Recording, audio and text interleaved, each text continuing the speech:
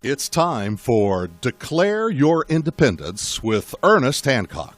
Believe me when I say we have a difficult time ahead of us.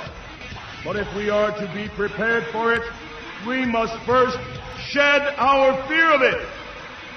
I stand here without fear because I remember that I am here not because of the path that lies before me, but because of the path that lies behind me. I remember that for 100 years we have fought these machines. And after a century of war, I remember that which matters most. We are still here! Tonight, let us make them remember we are not afraid!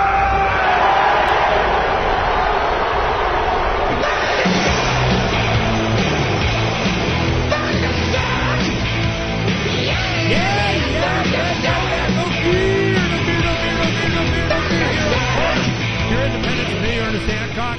Woo! We got a special show today, as always. Aircrete Harry. Aircrete Harry has been an inspiration since freaking ever, and we're going to go ahead and go over his history a little bit. And his YouTube channel is what really inspired a lot of stuff. We covered it a great deal on Freedom's Phoenix. We've gone to Colorado to visit him. He was back in the East Coast in, I don't know, New Jersey, New York, some, hellhole somewhere. And he decided, I'm going to get out. Nope. Went to Colorado, got remote, and just started building. And his channel was a very big inspiration to Donna and I early on, because what he did is he discovered Aircrete. It's air foam with Portland cement and maybe a little sand, whatever. He's got his own formula. In fact, he's got his own Aircrete foam maker that I had one, and then we had a fire and it got burned. I need to get another one. So we're going to negotiate that. We'll work it out. But the thing is that all that he did was just to inspire and demonstrate what can be done. Came up with a lot of different ways of applying it, of creating the domes, of using the stuff. And we got to go up there and see. And yeah, we left you a dome, didn't we? Did we build a dome? Sure did. Yeah, we sure did. And so we went up there and did one to show them what was up. Because I was spread these around the country. I just built them for free. People that I was encouraged and inspired by, so they could see what they could do it, because I hadn't had land yet. I didn't have the equipment. I had the concept, and I'm going, here, you play with it. Knock yourself out. So this has been a relationship that Harry and I have done shows before. We've visited, he and his wife, and we have a lot of respect for what he's been doing, but we haven't touched base for a while, and we got back together. There was something you sent me. I can't remember. It was, along the lines of, man, you need to see this. And yes, I do. So we need to get caught up and do a show, too. So what we're going to do is we're going to go through his history, what he's learned, what he's done, the kind of material, sourcing water, making water, the different soils, and government. And the one thing is that, he pays homage to, what permit I got to go get or not, and I don't. I like it. I take that variable out. Who? I don't know. I'm so far out in the desert, they can't even find me. They don't even see me. So, we'll see how long that lasts. But that's a battle that I'm willing to have. That's kind of the stuff that I do, is they would rather you live on the streets in San Francisco where they power wash your crap and hypodermics off than you be able to occupy your own land. They're going, no, that's illegal. Go camp on the sidewalk. Well, now, just yesterday, this weekend, the power went out in San Francisco.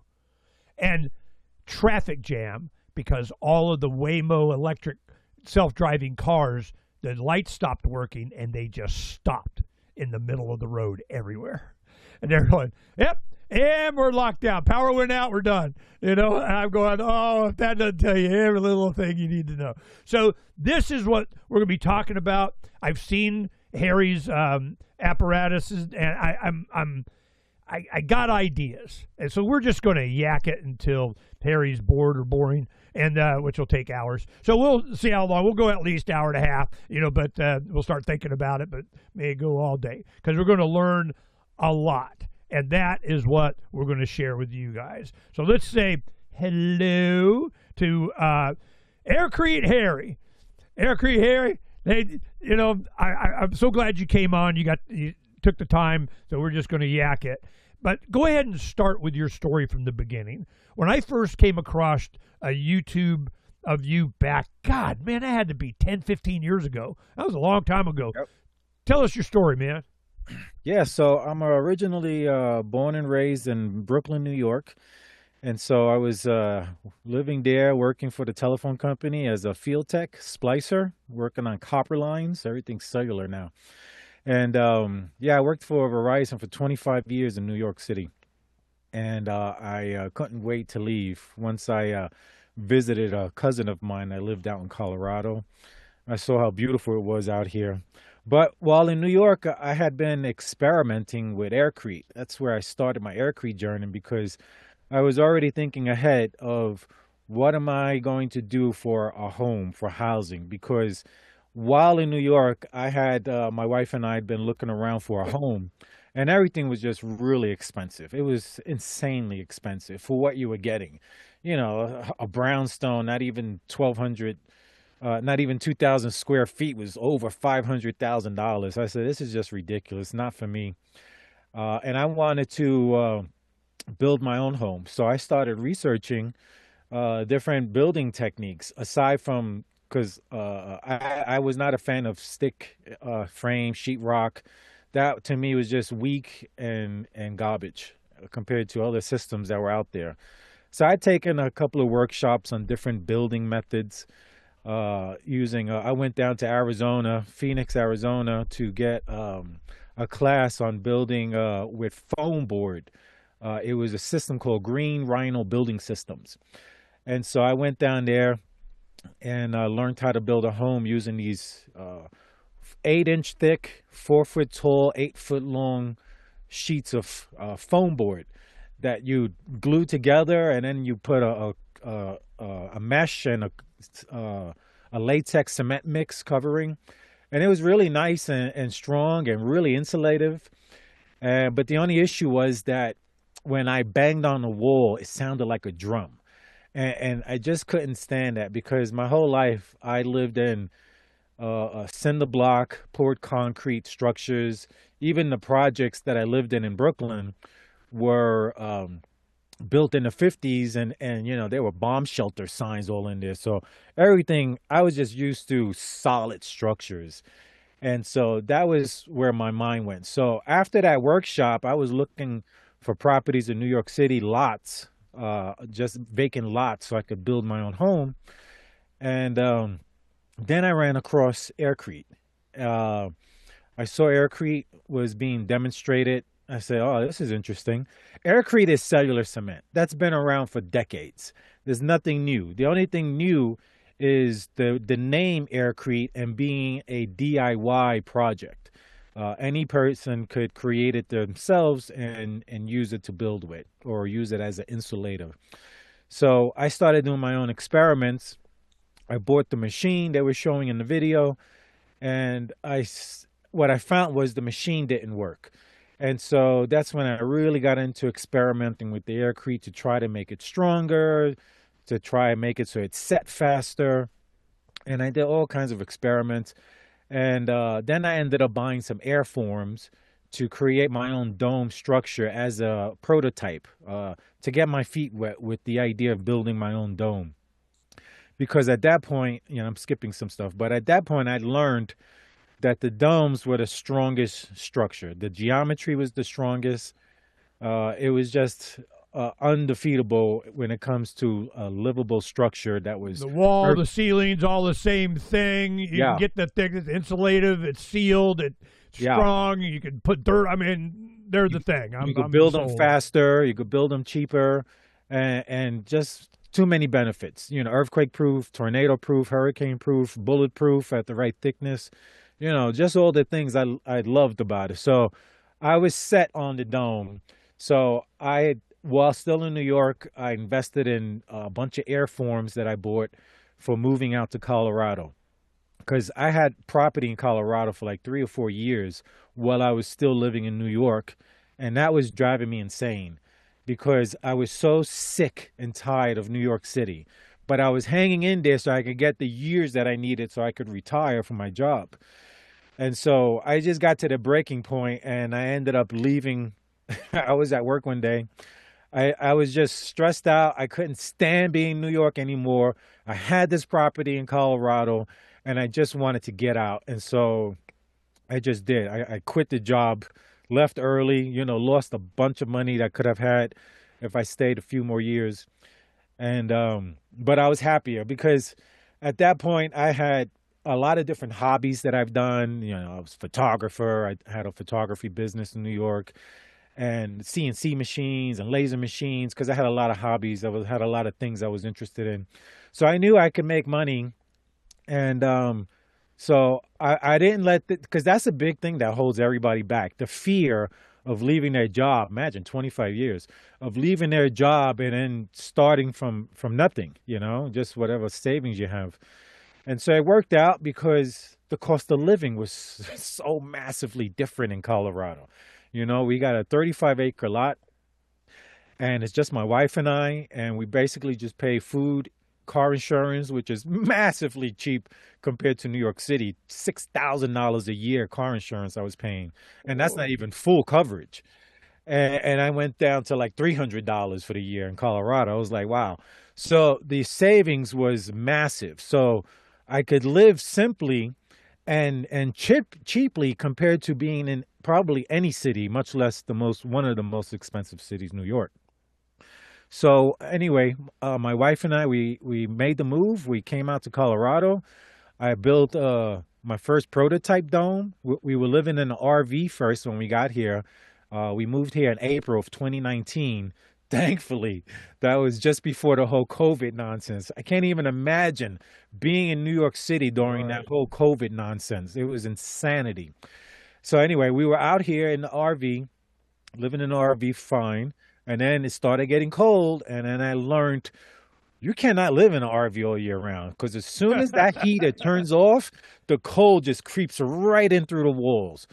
And so it was an emergency. And I built an experimental dome using my own airform that I made out of Tyvek house wrap. I sewed up an airform. I mounted it to a slab I made, inflated it, and I sprayed it with an experimental mix, which was Epic, expanded polystyrene paper infused cement. I've moved away from that mix now because of the paper, and I've replaced the paper with basalt fiber chop because the paper was to help give some more strength, some tensile strength. And it works great. And it was the idea behind it. You can see in that image there, that was the paper installation that I was using. And so the problem with the paper is it'll end up molding. So any organic material will mold. And people know this who build straw bale homes and things. You got to have a plaster to cover it. And unless you're in Arizona, but I know your point. Exactly. And so I built the dome, 16-foot dome, 200 square feet. And it was perfect. When you look at all the tiny houses out there, that's like the number. So we had the RV for the kitchen and bathroom and shower. And then I built a dome right next to the RV. And it worked great. It's like 3 to 4 inch thick walls. And we've been living in there like for years now. And it was just a perfect project. The beautiful thing was it was under $2,000 in 2019. Price of cement's gone up now. But at that time, it was under $2,000 that I built this structure. And I was mind blown, how inexpensively I built something that's so incredibly strong. I could put this home up against any traditional stick frame home and it'll just blow it out the box because it won't burn. It's solid. We get wind gusts here, sometimes 75-mile-an-hour wind gusts. We don't even hear it. It's so quiet in the dome. And because it's aerodynamic, because there's not any flat walls, there's no vibration from, if you got a regular square structure and you got wind hitting it, you'll get vibration. The wind will bleed in through whatever cracks are there. We don't have any of that. It's just so quiet and nice. I don't even know the wind's blowing that hard until I look out the window and I see the trees leaning sideways. Right.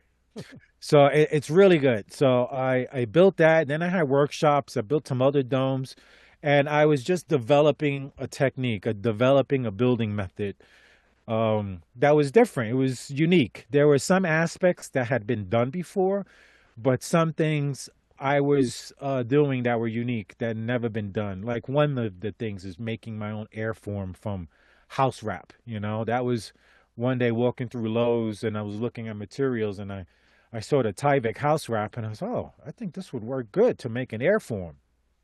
And I say that because I had already purchased like $30,000 in airforms from monolithic domes, these reusable airforms.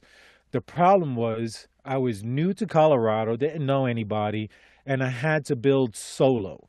It's not like I could call a bunch of friends and have them come help me because the airforms that I purchased was so incredibly heavy, I could not work with them solo. They were just too heavy. I needed at least three other people to help me even just mount the airform. So they were sitting stored on the property, and I was making my own airforms from Tyvek. But my whole concept also, which I'm leaving out, is everything I was doing for myself, I was also thinking about other people. I said, how are other people going to replicate what I'm doing? Because the one friend I did have here in Colorado, my friend Dan, he reached out to me while I was still in New York, and he was really interested in my building system. He had built 6 monolithic domes at that point, and he said they were too expensive. The spray foam was half the cost of the dome, and he liked what I was doing. So I had one friend, but he's an older gentleman, couldn't really give me a lot of help with labor, but he had tons of knowledge, and he had equipment. So I borrowed a tractor from him. And he lent me these steel corrugated forms that I could use for making my foundation, for making the ring beam. So I had all this equipment, but in thinking about how are other people going to replicate what I'm doing, I had to change the system because I could have used the equipment he lent me and built something for myself, but I didn't see how this was going to be replicable by other people. So that's where my mind started going, how do I build something that's simple that anybody can replicate and do it themselves really inexpensively? And so I came up with that, and that's what I call the new dome building system. It was the whole concept is to move away from traditional methods like digging a trench in the ground to build your ring beam and foundation.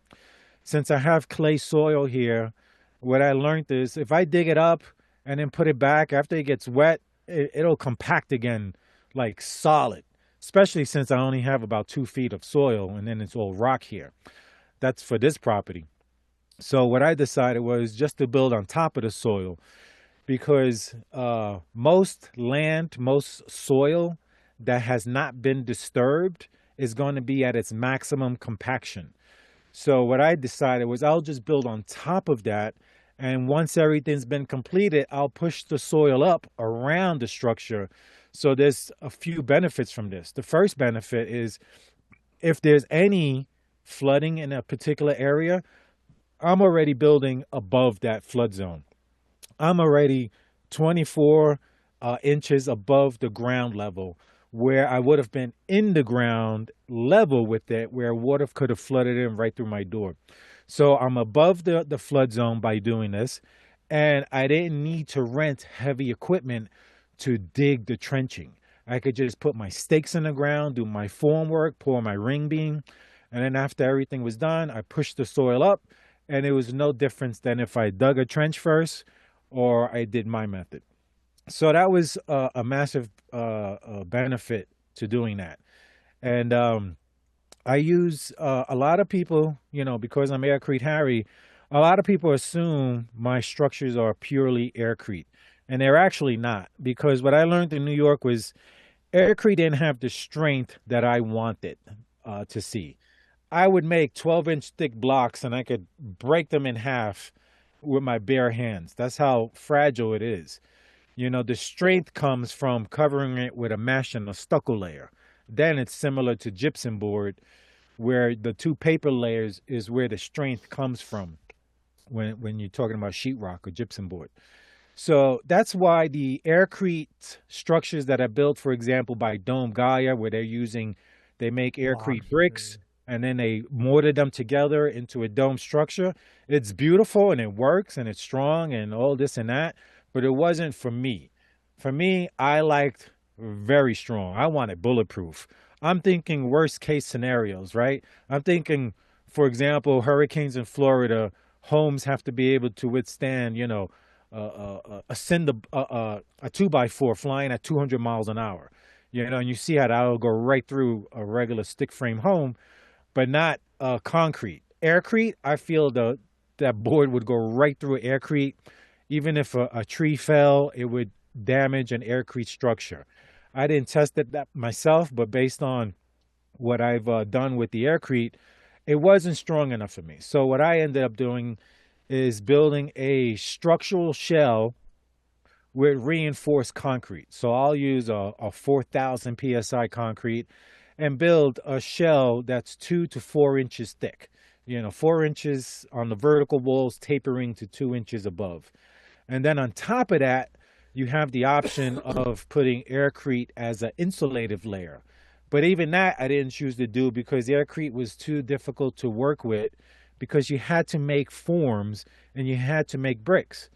So I ended up... because you can't smear it or trowel it. You can't touch it. Right. It's whatever, it's good in compression, not in tension, and it has a unique... I have a lot of uses for aircrete. Aircrete's the crap in certain ways, but not really the kind of structure and the strength that you want to do. Yeah. And so I use it mainly as my insulator. So I'll put it on the ground to insulate me from the earth. And I've done, like, the 5 domes that I built have about 20 or 24 inches of aircrete. And I did that for 2 reasons. The first one, floor? Yeah, for the floor. So after I do my reinforced concrete ring beam, that center gets filled with aircrete as the insulator.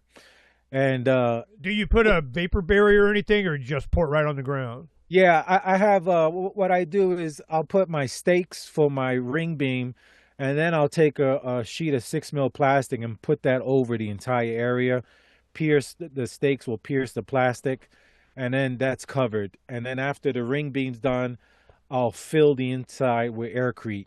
And ideally, if I had the heavy equipment to move soil, I would have filled the center with soil and just did a 6-inch aircrete slab, and then a concrete slab on top of that, PEX tubing if you wanted radiant floor heating. And so that's the way I was building these domes here, and using aircrete as my insulating from the earth. Also, there's a system called Frost Shallow Depth Footer System, which is a federally recognized footing that you can put. So if you're in, like, for example, Montana or anywhere where you might have to dig 48 inches to get below frost depth, by using this Frost Shallow Depth Footer system, you're allowed to go 12 to 16 inches only, so long as you insulate all the way around your foundation and up your foundation wall. So they require 4 feet out from your foundation to be R30. So as long as you have that all the way around your foundation, whether it's round or square, doesn't matter. And R15 going up your foundation. So as long as you do that, you don't have to dig all the way down and just spend tons of money on concrete you're never going to see, going to be underground. And so that was a massive money saving thing that I found in my research. And that's a big thing. I just do hundreds of hours of research and all of these different ideas to figure out what's going to be the best thing for me to use. And so that's really where I'm really a benefit to people, is the amount of research and experimenting that I've done. Hands-on. Yeah. No, let me ask you just one question before you continue. What months is there snow on the ground? When does it start to snow? When does it stop? Because we're here at, Christmas, T-shirt weather, eating outside kind of thing here in the Sonoran Desert. Now we have, like 8-9 weeks of, oh my God, heat, but which we kind of go the opposite way of you, but for the same reasons, the same techniques, just for a different reason. But, how cold is it where you are in the mountains there? Because you're like near the corner with New Mexico, I think. Right? Yeah. You're Yeah, I'm in Trinidad, Colorado. I'm 20 minutes from New Mexico on right by I-25. And yeah, so and it's funny you mentioned the weather here. So before I moved out here, I did a lot of research because I was looking at Arizona, New Mexico, and Colorado.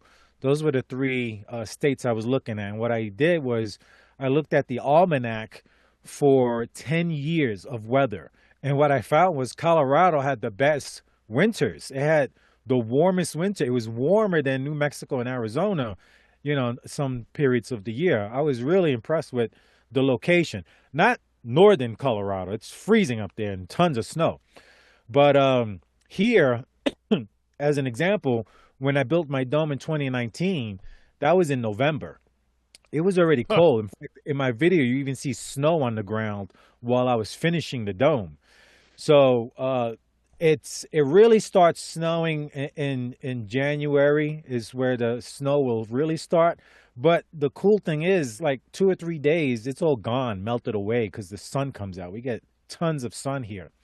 And so as far as concrete work, so long as you can get 55 degrees or above for, I always said, an 8 to 10 hour period, that'd be enough for me, for DIY projects, to allow the cement to cure before freezing happens. And so I won't do any concrete work if it's 55 degrees or below. And we'll get weeks here where it'll be 60, 70 degrees, like December, January. Even today's like in the high 60s here. And so, yeah, weather-wise, it's not too bad here, but to be safe, I try not to do anything during the winter months here, except for that emergency structure I had to build to get out of the RV in 2019.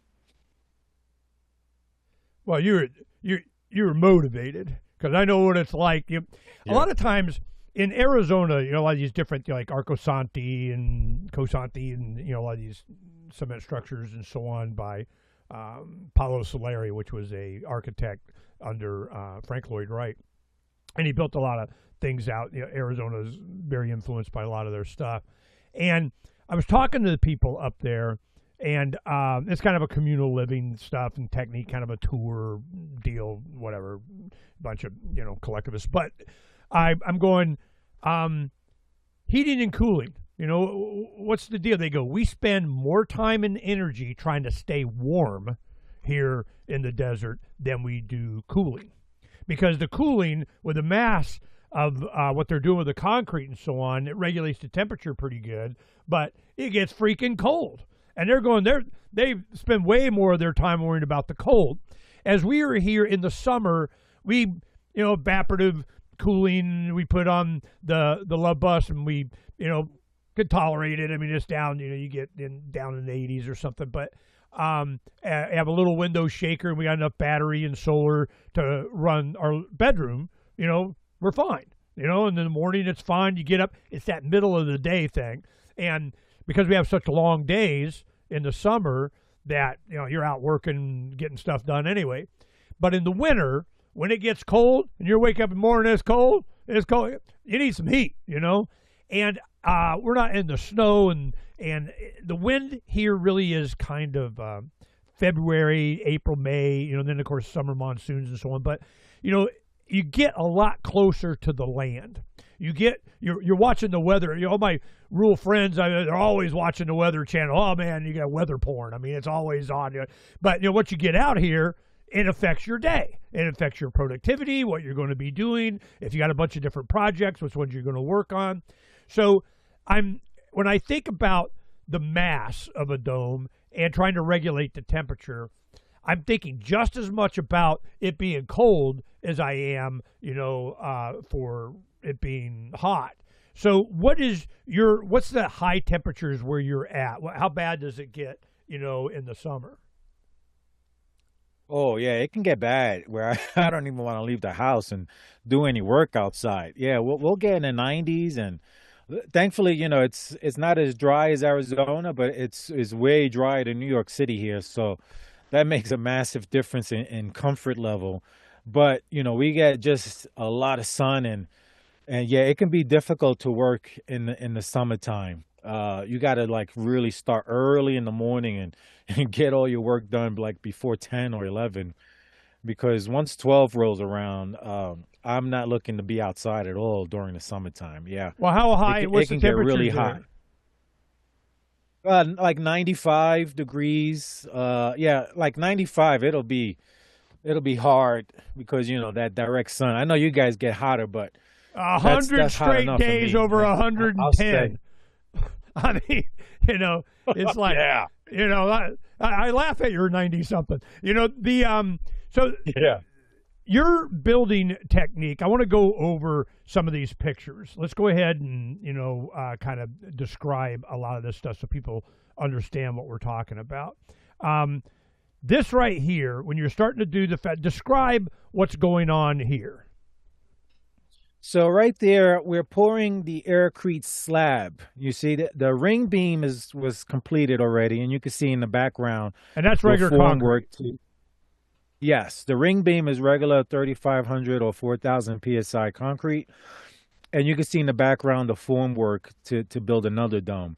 And so once the ring beam's done, that's the most important part for the dome, because you can see the rebar sticking up. There's a rebar cage in there.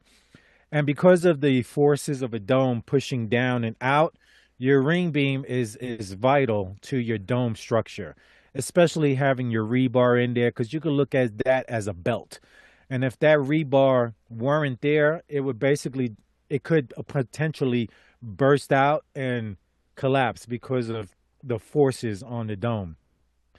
I'm not saying it's weak and will, but potentially not built correctly, that could be an issue.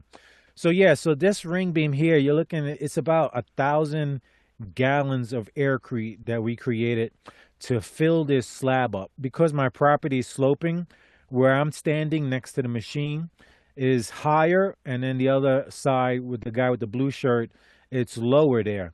So there's where I'm at is about 12 inches. On the other side is about 20 inches. So the ground is sloped, and that's the other benefit of this form work is it doesn't matter if your ground is slope as long as the top of your ring beam is level. And so, like homes built in San Francisco at an angle, it's perfectly fine. Anyway, this system makes it easy.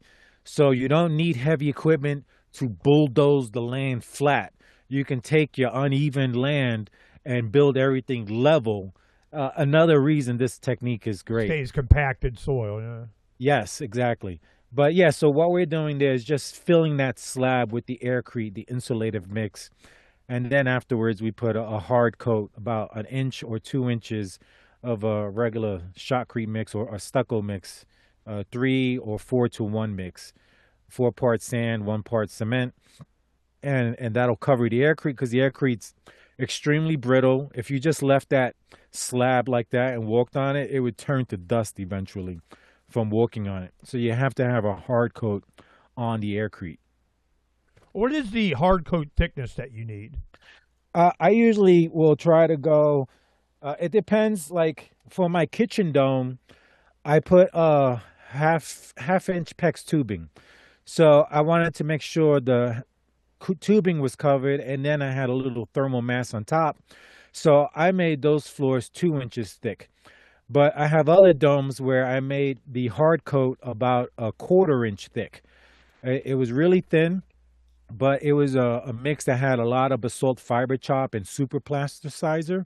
So it's a very strong mix. If I didn't have the super plasticizer, I would have gone thicker. And if I didn't have as much basalt fiber chop as I had mixed in it, I would have gone thicker. But normally, I'll go 1 to 2 inches if I'm doing a PEX tubing. Otherwise, I'll go half inch for a structure with no, if I'm not doing radiant floor heating. We are familiar with basalt. Oh, it was you. I remember this. What happened was when we went up there, um, you had basalt rebar that was man, it was a thing. You know, it was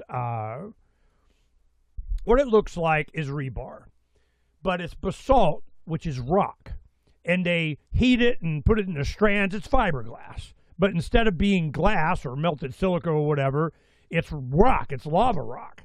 So it's I guess it's got a resin in it or something because when we had the fire and we had our samples, it just turned into fibers. I mean, it just Yeah. burned all that away. But the resin, but it's like a fiberglass rod. It's like a tent pole, Yep. except you can get it in different diameters. Just like rebar, but it's springy. It bends, and you can get god awful length. I don't know, 100-foot loop that comes in like a 4-foot box that's just coiled up, and you can pick it up and put it on your shoulder and walk around with it. Yeah. I mean, it's light. So I'm like, woo, I'm a fan there. So Yeah. we found a supplier, and we also got rope. And what they were doing is they take this basalt rope that's probably about, I don't know, 3/4 of a centimeter. It's like 8 millimeters thick or 5, something like that. And you can wrap a dome or a structure with it, like you're doing a ball of twine or something, put concrete on it and you're done. But what we did is exactly what you're talking about. Instead of buying the basalt chop, we went ahead and cut like 1.5 to 2-inch lengths, just with scissors, or something, and we just go chip, chip, chip, chip, chip, chip, chip, and then all that basalt, when the fibers go, it's like angel hair. I mean, you can hardly even see it. It disperses throughout Yeah. the concrete. You can't even tell. When you apply it like a stucco, that's when you see it really has a benefit because it stays and it sticks and it's easy to form and you don't have anything sticking out or you can see, or when you tent it, you're done. You're done. And we did this for other projects and test homes that we've done before, like in Washington State. But the check dams that we have here for controlling the water and backing it up and making my little lake and penetrating into the clay here, we did earth bags, the hyperdobe bags, about 5 or 6 layers and kind of built up. And then what kind of mesh? Do we need a hardware cloth? Do we need, whatever? You put that basalt stuff in there and just just form it with your hands, put it on, boom. No cracking, no nothing. I mean, that stuff works really well. So tell me how you got to the point that you even knew about the fibers, knew about basalt, started using it, how it compares with steel rebar. Let's talk about basalt, for the people and how it's good for making the final layers and so on. Pontificate on that for me. Yeah. So as you mentioned, it's a lava rock. It's basalt, and the same way they make fiberglass products, they make basalt products. But the basalt is stronger than fiberglass. And basically, they heat the rock up until it's molten, and then they hit it with a blast of air and basically make what looks like cotton candy strings.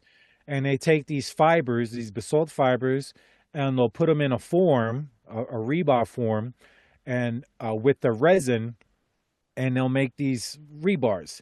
But not just rebar, but they'll make, I use everything basalt in my domes. I use the basalt rebar, basalt mesh, and basalt fiber chop. The fiber chop is mixed into the cement. The rebar will be, I'll make a rebar grid, a cage, ideally 1 inch away from my airform. So there's you have the gap. And then also I'll use basalt mesh, and they come different size squares, different thicknesses as well. And it's just from my research, I found all these different engineering research about basalt, and the strength of it, the lightness of it. It was just very beneficial. And for me, the big benefits were it won't rust. Regular rebar will rust. If you don't place rebar in concrete in the correct place, which is ideally 2 inches from the wall, you can have the rebar end up rusting and making your concrete weak. The benefit of this is it won't rust. It's not affected by chemicals, and it turns out it's stronger and lighter than rebar. Like you mentioned, the rebar comes on 4 foot diameter rolls, and it's 325 feet of rebar. And you can pick that up with one hand over your head and walk with it. It's so light. I could never do that with 325 feet of steel rebar. That would be an impossibility. So I just see all benefits, upsides to using basalt opposed to traditional steel rebar. I do use steel rebar in my ring beam, and that's really about it because you can't bend basalt rebar. If you bend it, you break the resin. You can order basalt rebar in whatever shapes you need or want, and they'll custom make those shapes if you need a L or if you need a square made or whatever. But you're not going to be able to bend it. So I use regular steel bar in my ring beam because I make a square with the rebar, and then I put basalt in all four corners, and that goes all the way around the ring beam. And then, Now, but I the can't do that. basalt comes. Let's talk about this while I got this site up. Basalt.guru. I think that's where I get stuff.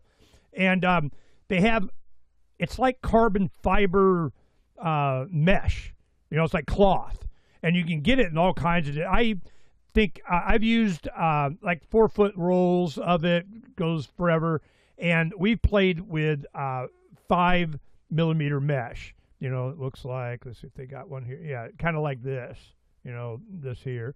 And yeah, here we go.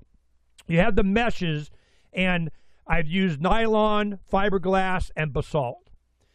The fiberglass is probably cheaper, but the basalt is so easy to work with. It molds the shapes. It's just really, a pleasure to put on and apply, and you put, layers of just cement on it or Portland, mortar, whatever, and it just encases it. It's like a bulletproof vest on your dome. And you have a lot of different other products, the fibers, and you get, in rope.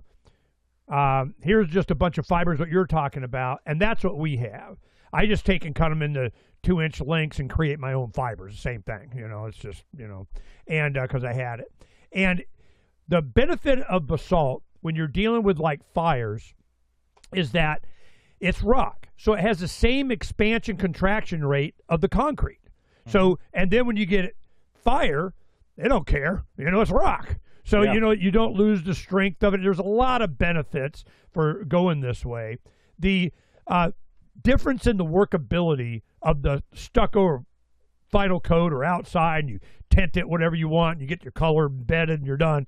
But the working of it, do you use it like your hands, a trowel? How do you like it? Is it like mud? Is it stay? Is it stick? You got to put an adhesive underneath it to kind of like coat it. We've done that, to make it stick. What's your experience with actually working the final coat with the basalt? Yeah, it's just really easy to do. It's really smooth. It goes on nice. It's way better than steel in a lot of respects. There are engineers that aren't fully aware of basalt. So if you live in a state where you got to deal with a, building department and, you're telling them about basalt, some of them, might give you a hard time and until you teach them. There's the meshes that I use there that you just passed. Yeah, these are the basalt meshes. I've used the very small one on the left there for my first dome. And then I've used all the different sizes. In fact, I bought every single basalt product from this website to do experiments with. The first basalt we were looking at were the fabrics. And you can actually make like fireproof clothing from those fabrics. They make like fireproof jackets and gloves and things out of the Basalt tape. Oh, yeah, out of the basalt fabrics. It does. It's really good. But yeah, I'm a big fan of it. I see many benefits. The other big thing for me is, I'm concerned with what's happening with the world, as far as catastrophes happening, natural catastrophes, CMEs, corona mass injections. These things can steel rebar can be affected by that. Any long steel, long wire can be affected by a corona mass injection. And so there's zero concerns of anything when you're using the basalt product because it's not conductive and it won't affect anything. So long term, you won't microwave inside your dome. Right. You won't have to worry about any of that. Could you allow screen sharing so I can show some images here? But yeah, the basalt I think is great, and that's the fiber chop. You know, I think they come in 75-pound bags, and it'll last you a while. Like normally, I'll add a big handful of that fiber chop to each bag of cement that I'm mixing. Okay, you can probably share now. Go ahead. And okay, yeah, it's gonna stop your sharing. So yeah, it's a massive benefit. So here I just wanted to show you. This is a 30-foot diameter dome that we built. You can see along the edge here is. Are you sharing now? You trying to? Oh yes, yes. It should be sharing. You might have to stop your screen share. Yeah, well, I got one of the screen shares is for the audio. I can't undo that. It'll jack up stuff. I'm sorry. Well, is there a place you want me to go? I can show it here. No, it's videos on my computer. I was okay. sharing. So you can't see it right now? No. Okay. Let me check it and see if I got it clicked right. Multiple participants share simultaneously. Yeah. I got that clicked. Share. I got shares. Let me. What's this? Oh, that's. I can't undo mine, but it says multiple. You can go ahead and hit the share and then click on the screen that you're the program. Oh, okay. I mean, I have it on, but if you can't see it, it's. I apologize. I can't. Go ahead and describe it for us. All right. No worries. I'll stop that screen share. Well, I was going to show the rebar. I mean, I have it on my videos. Let me see. Well, okay. So anyway, I was just going to show that we were using all basalt products to build a dome structure, from the basalt mesh, the basalt rebar, and what you mentioned, the basalt rope, or as they call it, the basalt roving. All of the basalt products in the fiber chop were all used in the structure. So the benefit is you're able to make your shell thinner and it would still be incredibly strong. Whereas if you're using steel rebar, you'd have to make it thicker to make sure your rebar were covered and protected from the moisture. And anyway, there's just a lot of benefits to it. Yes, it's a little more expensive than steel rebar, but it's not much. It's a lot more convenient. Convenience, the ease of use, and just the strength you get out of it. It's really, really good. So I'm a huge fan of using the basalt rebar. I'm not against like fiberglass rebar or anything like that, but from my research, the basalt is the strongest, and so I like to go maximum strength with whatever I'm building. So that's what I'll go for. If you click on that video on the far right there, you'll see you can see the dome. Yeah, that one there, and that'll show you the airform with the basalt being applied. Yeah, you can skip that. And excuse me. I don't know if we need any sound, but no, we don't need sound. You can skip ahead a little bit. Okay. So even here, the rebar that's on this foundation is basalt. Everything's basalt. You can see that there. That dome in the background is also has all the basalt. I think that video, that dome is coming up next. What's the vapor barrier you're using? Just plastic? Was that Tyvek or what? Yeah, that was also a 6 mil vapor barrier plastic that was purchased. And that dome was connected to the shipping container you saw in the background. So these you do a lot of workshops to get people hipping, you know. You kind of, and this is all right. this is one thing I want to talk about. Let's back it up here a little bit. There's the basalt. Yeah. Okay, that Tyvek, there's a thing called gores. A gore is like a pie, shape that you sew them all together, you make a dome. Yeah. Okay, Just it's like just a like baseball triangle. cap. Right, like a big. Thank you. So you have sections that you sew together, and then he has an air blower. So you got to have a power source. Enough batteries, enough whatever, however long you have to have that under pressure inflated. So instead of having the heavy, I don't know, what do they call PVC, or these big heavy bags that you have to inflate, and they're a pain in the ass. And that's one thing. We had the option, because you have, I think, a 30-foot dome one or something. You got, some of those airbags. Already it's sitting over there, whatever, knock yourself out. But, you got to have a crew. And everybody goes, look at this, look at this. And I go, yeah? You see those 20 guys? I don't have those 20 guys. Okay? Yeah. You see all that rebar they're doing? No. You see that? It has to be that a husband and wife can do it. That was the point. Occupy the land with attainable housing. You don't need to buy a crane or rent a bulldozer. I'm with you, brother. This is how our mindset. So us being able to do the segmented, create our own segments and make the domes was a way to go. Now, what Harry did here is he created this Tyvek, but Tyvek is not, airtight completely. I mean, you're sawing, I mean, it'll deflate. You have to have it under pressure.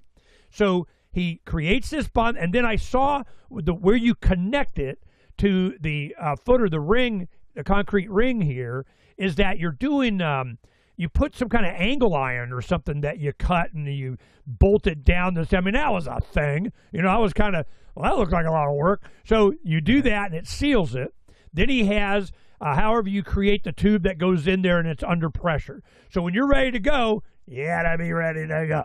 And so he gets it and inflates it. Talk about that process, what we're describing here.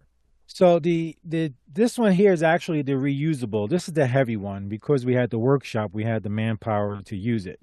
And this is the 20-foot, this is the 16-foot diameter airform. And there's a bouncy house blower. You can see the little orange blower at the end of that tube that's used to inflate the system. But with the Tyvek house wrap material, it does leak from the seams where the sewn is. And at the bottom where I mount it, I'll usually take a foam that's used for sealing windows and doors, and I'll fold that and put that in between the airform and the slab that I'm mounting it to.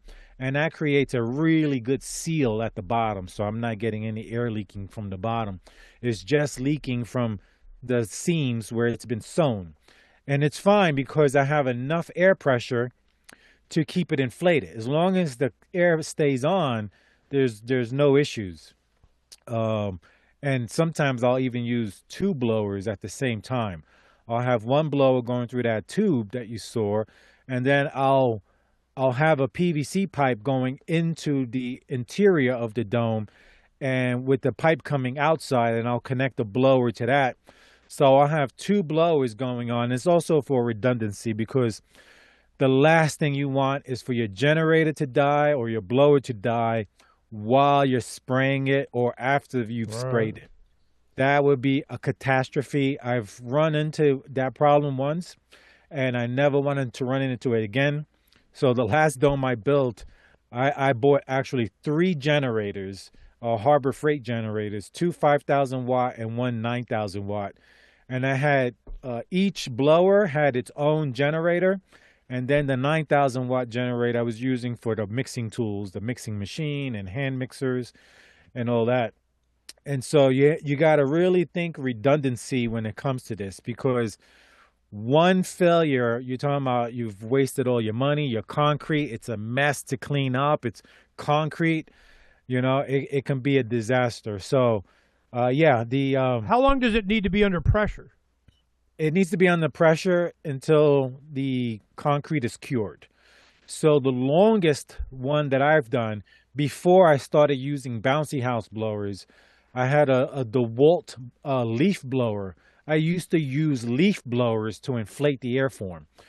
and the longest one I had running was 7 days. I Oh had to my go God. because of the weather.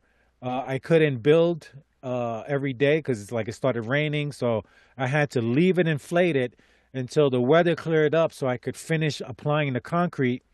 And after that cures for ideally 24 to 48 hours.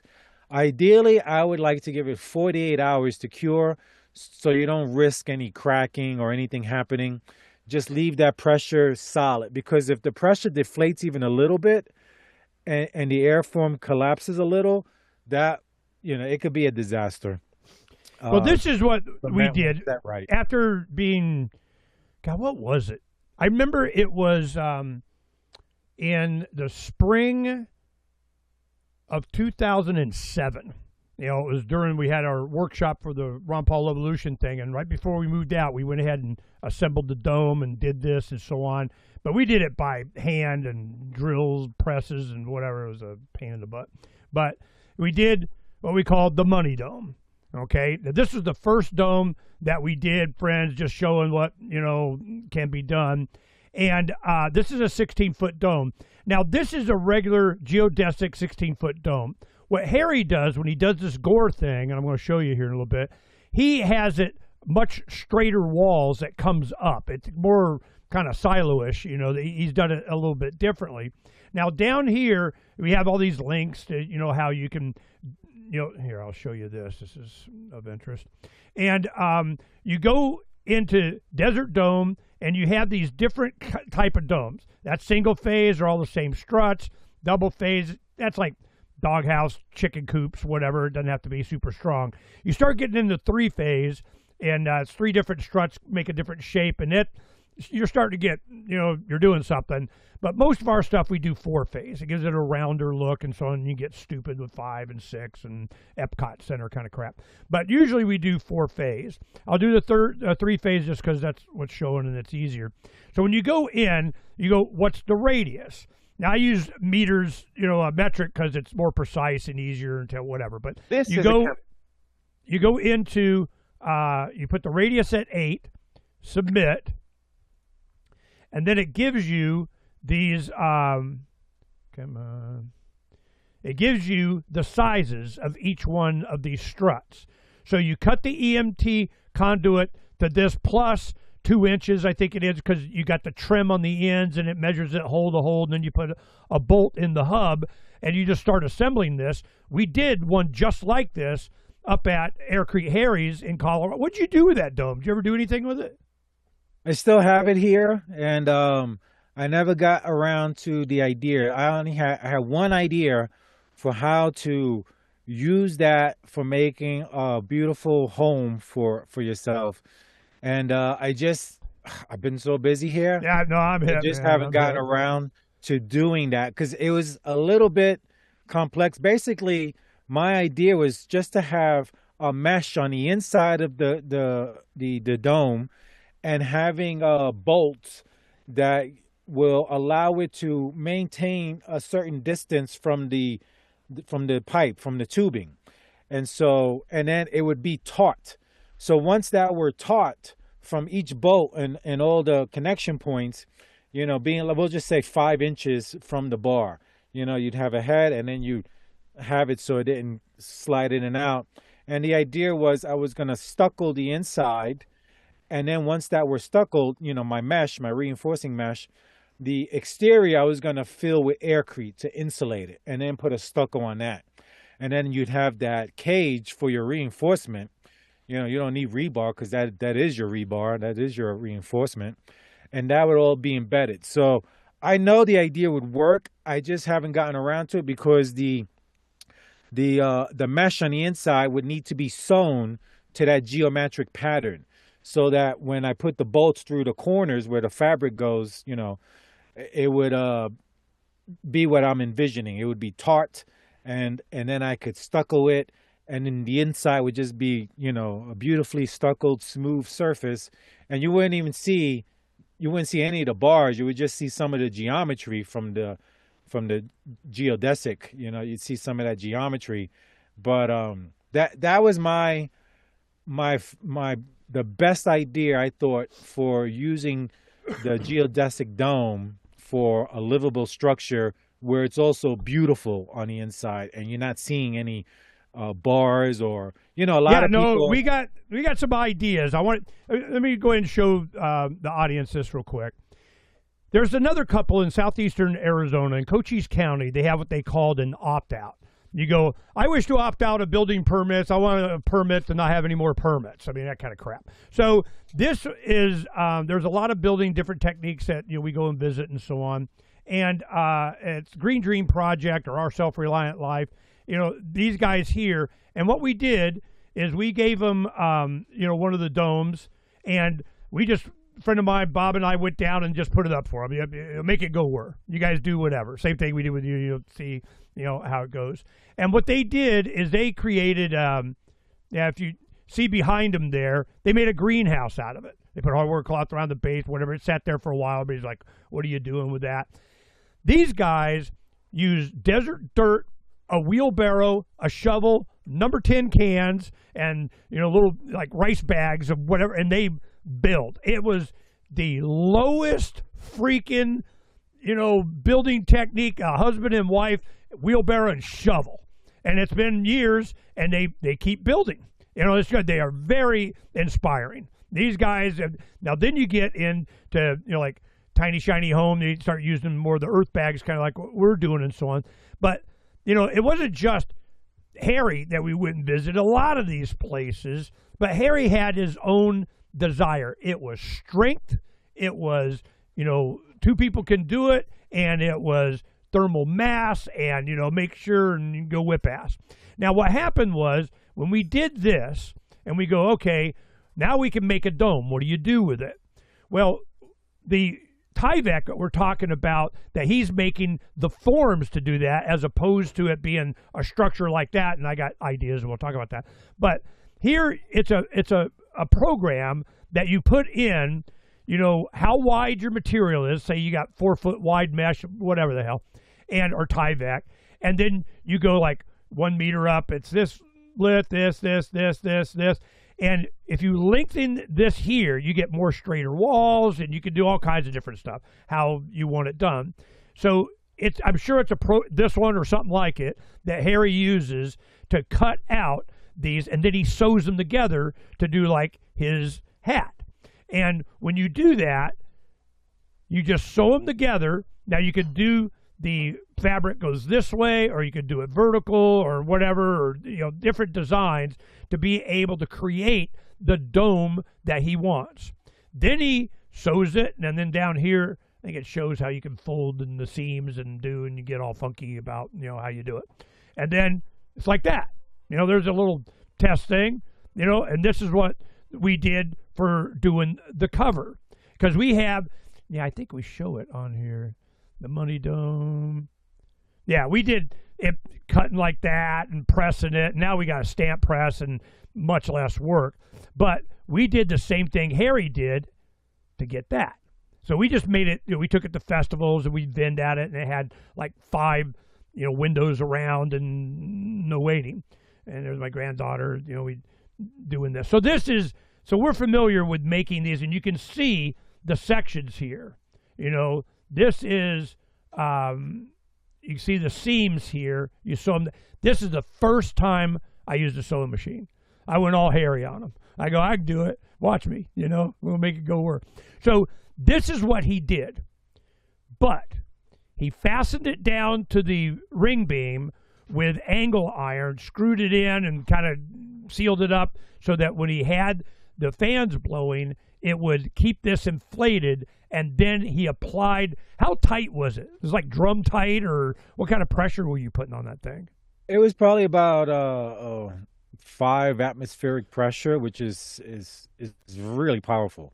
In fact, I just heard someone was building a dome, and they were building it on top of a cinder block wall, and the cinder block wall was not reinforced correctly, and the air pressure just tore the wall apart. That one was 6 atmospheric pressures, and the whole cinder block wall just ripped apart.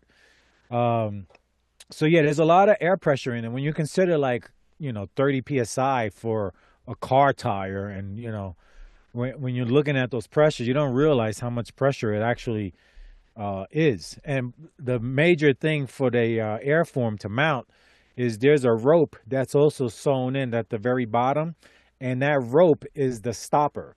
So you'll have the angle iron there, and then the rope will stop. It won't slip out from underneath. So that's a very important factor for the airforms when you're inflating them. One of the other techniques that I've been seeing, what's amazing is it's Russia. Like I was at Belarus, and anyway, it's former Soviet Union guys, and they're going, what you were talking about in the beginning is you take these like foam board stuff. They have different ones. In Europe, they have them kind of like tongue and groove. You can overlap them and put them together and get them different thicknesses and whatever, and we've been experimenting with this. But this is what they do. You take the polystyrene, then you coat it with like a mortar mix or an adhesive, construction adhesive or something. You put the mesh on it. It's on the flat ground, on a concrete pad or whatever. Then you let it cure, you flip it over, you do the other side, and these are very strong panels. This is my idea and what I'm going to be doing on our dome. You're talking about embedding the geodesic structure, in concrete. How would you do that? I'm thinking I'm creating a frame, a mold that has the 22-foot dome dimensions and doing them in gores like you're talking about. And you have it over it, and it bends it over. I take it, I put the mesh on it, hold it in that shape, flip it over, do the same thing, then place those gores inside the dome to where I have a ceiling. It's already done. Then I can, put another mesh and embed that and plaster it, whatever the hell I want to do, whitewash it, something. But inside that dome, then I take Aircrete, put it over, embed the struts of the dome. It goes right onto that fiberglass reinforced structure. And then on top of that, I do the stucco with the basalt and so on. That is something I'm going to experiment with. Now, you talked about doing this in the beginning of making these panels. What do you think of my idea? How would have you had any experience with that? Yeah, I don't have experience with it, and it sounds, from the description, it sounds time consuming, like a Green Dream project. They're building really inexpensive, but they're still building. And so my whole thing is, how fast do you want to be in your home? These domes, the way I'm doing them with the airform, you're looking at a week to build the actual structure. 7 days, after your foundation's been poured and set, you have to allow the foundation to cure, to gain strength before you put weight on it. But afterwards, once you're ready to mount the airform, inflate and spray, the maximum is 7 days to build the structure, and then obviously finish work and all that. So it's also about time and labor. How much time and labor is it going to take to build that structure? And so it sounds fine. I've seen, it sounds like a SIP panel, but different materials. So yeah, that would definitely work. But you have to. But I have been researching and looking at different things for myself and what I think would work for other people. And I've come to I'm down to this. I'm down to, for me, if you ask me what's the ultimate structure that anybody could build, not expensive, and just going to outlast everything. And for me, that's going to be a hybrid of rammed earth walls, because I will go 2 to 3 feet thick with my walls, and then with a dome airform on top of that. So I'm getting massive thermal mass, and then I'm getting an easy roof to build that can handle massive snow loads. Because of the geometry, snow will mostly just fall off. You might get a little top hat that stays at the center of the dome, which is what I get during the wintertime. but everything around the sides of the dome falls off. So besides that, it can handle the snow loads. It can handle tons of weight because of the geometry, because of the materials, because of the reinforcement. Even the concrete I use is a Quickcrete Shotcrete blend that cures to 9,000 psi. Not 3,000, 4,000, 5,000, but 9,000 psi pre-mixed Shotcrete bags that you just, 50-pound bags that you can mix up and spray. And they have all the microsilicates and everything in there. And that's something else we could talk about more. But after meeting my friend and learning about the rammed earth and watching more videos about it, you're talking about simple wood forms. You're talking about, instead of filling, for example, the Hyper Adobe bags and using that bucket system to fill it, move it, tamp it, we're talking about you got a 2 or 3 foot cavity that your entire body can go inside of. You can get a tractor to come dump stabilized cement, 3%, from 3 to 10% Portland mixed with the soil. Tractor will dump a whole bucket in, and you tamp it down with pneumatic or hand tampers, and it becomes rock. It becomes solid. And then for me, with the waterproofing and those things, there's a product called Kryton Chem, which will make Portland cement hydrophobic, which means that it won't absorb water. And it also will self-heal any cracks up to a certain gap thickness. And It's like Roman it can concrete. it can be, if you're using stabilized rammed earth and you're using at least 10% of a Portland cement mixed with your soil, you can use this Kryton Chem product, mix it in there, and it'll make your waters waterproof. It'll add strength because it's growing a crystalline structure inside. And it's just a lot of benefits to it. And I've just started using that product this year since I've learned about it. And it's something that I think is the best. So for me, the rammed earth, stabilized earth with Portland cement, Kryton Chem for waterproofing, for strength, and for self-healing any cracks, which I can't imagine happening too much with the rammed earth. And then on top of that, after your concrete header beam, we bolt the airform down, inflate it, and then we have a quick and easy way to do our roof. Because I'm not a fan of wood. I love wood. It's beautiful, but I don't want wood in my structure. I want something that you could set it on fire, and after the fire goes away, your house is still there. Even if there's an accidental fire on the inside and all your furniture and cabinet burns, doesn't matter because your structure is not going anywhere.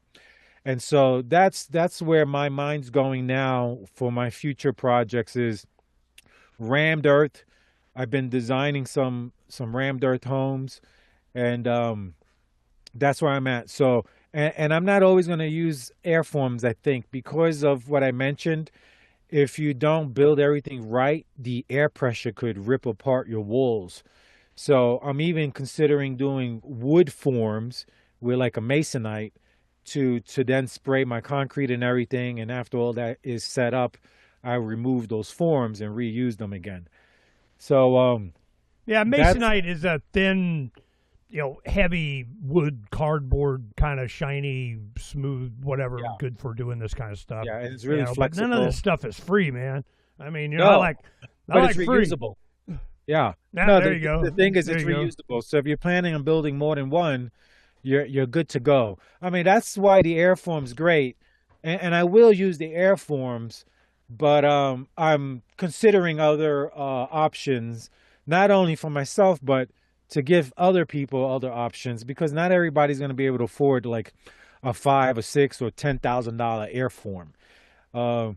Whereas you could buy the wood masonite, for a sheet of masonite is like $15 for a 1/4 inch sheet of 4x8 masonite that you can cut into the gore shapes, put it over wood form, and then have a perfectly smooth form that you could put your rebar and your concrete on top of. What I want to get to in the intro to our videos is us doing the earth bags. And yeah, there we go. What we did is, instead of filling it by hand with a shovel and a number 10 can kind of stuff, we went ahead and what the heck that is, and we just fill them from a mixing bucket. Now, this is what I was thinking of putting Aircrete foam in. Go ahead and having it, and I just pour it up, and I want to do this idea. But we just have it go in. You tamp that down. Now, there's probably like 4 layers of the Hyper Adobe below grade. And we had to build this area up about a foot, 20 inches, just to get it where, make sure we're not in a flooding. And so this is like 3D printing a house. I mean, so when you're talking about rammed earth, that's what this is. I mean, it's rammed earth in a bag. I mean, that's what you're dealing with. I like it. It works really well. And we got 10 rolls. I got what is it? It's like 5 kilometers. I got a lot of it. So we do all our check dams and the foundations of homes and all that. And we got a 30-foot dome back here, and then this one that we're doing. Now, what I wanted to ask you is if I did foam in here, mix it, or I did it by a hand, one of those long, double-handed mixers kind of deal. Mm-hmm. How do I get the Aircrete up on top and kind of just, layer it like putting fudge on an ice cream sundae? I mean, I'm just pouring it on there because I've tested this before. And when we did prototypes doing that method, what happens is you really can't touch it. You can rasp it all you want after it cures and shape it and do whatever you want. But, actually pouring it, if you try and smooth it or do anything, it just breaks the cell structure and it turns to powder, and it doesn't like it. So it doesn't like being touched. So what happens is if I can put a 50, because you did something like this and you're kind of inspiring on this, is we did, I take a 55-gallon drum, put the Aircrete mix into that, then have a valve at the bottom that I can use like a 2-inch hose, that you use for transferring concrete. And I go, all right, and I put air compressor pressure on that drum. Will it pump it up? And I was doing the math on it. I think I can get, vertical, couple dozen feet. I mean, at least 30 feet up of the Aircrete just coming out like you're pouring it out of a Hershey syrup on your ice cream, and go at the top of it and just start coating and embedding all of the rebar in whatever support I have, or do a thin structure on the mesh and do a light coat of concrete, whatever, that I can do the Aircrete and create that thermal barrier. Tell me about your pumping with air pressure and Aircrete. I know you've done some of that and you're spraying it. Tell me about that, and then the equipment you're using to spray it, because I know that was a thing when we were up there. So the Barrow is the DIY pump system that anyone can do, and that was a 55-gallon drum, and the thing is, you can put air pressure on it, like you mentioned. At the bottom, you'd have the hose, a 2-inch hose. I used what's it called? A vacuum hose. It's a rigid hose. It's for it's like a vacuum hose, not like the flat hose you would use for like a sump pump, but it's a rigid hose that it has reinforcing rings in it. We use them for water transfer from a big agricultural well kind of thing. Right. Yes, we have access. So I use Go to a sprinkler world, and they have it in whatever diameter or length, exactly what you're talking about. Right. And so then I put a quick disconnect on that to make everything easy to clean afterwards. And so after filling the 55-gallon drum with my Aircrete, I cap it, and then I'll put no more than like 5 psi of air pressure on that. And that will pump that Aircrete right out. Like you say, you could probably get a few dozen feet of vertical pump with that. But, using a standard 55-gallon drum, you have to be careful not to exceed the 5 psi pressure, because you could potentially explode it. I have a bunch of barrels that I did that too, that just puffed out, because I had too much psi going into it. So 5 psi is about the max you want to have on there for safety and for pumpability. So I have that, but I also have other pumps that I purchased. I have a Peristaltic pump that uses a suction. It has these three wheels that squeeze the hose, and it'll suck the material out the hopper and push it. That works really good with Aircrete. Yeah, kind of like a lung Power Staltic. machine, for blood. Yeah, and yeah, exactly. whatever, heart transplant thing. Same concept, the way it works.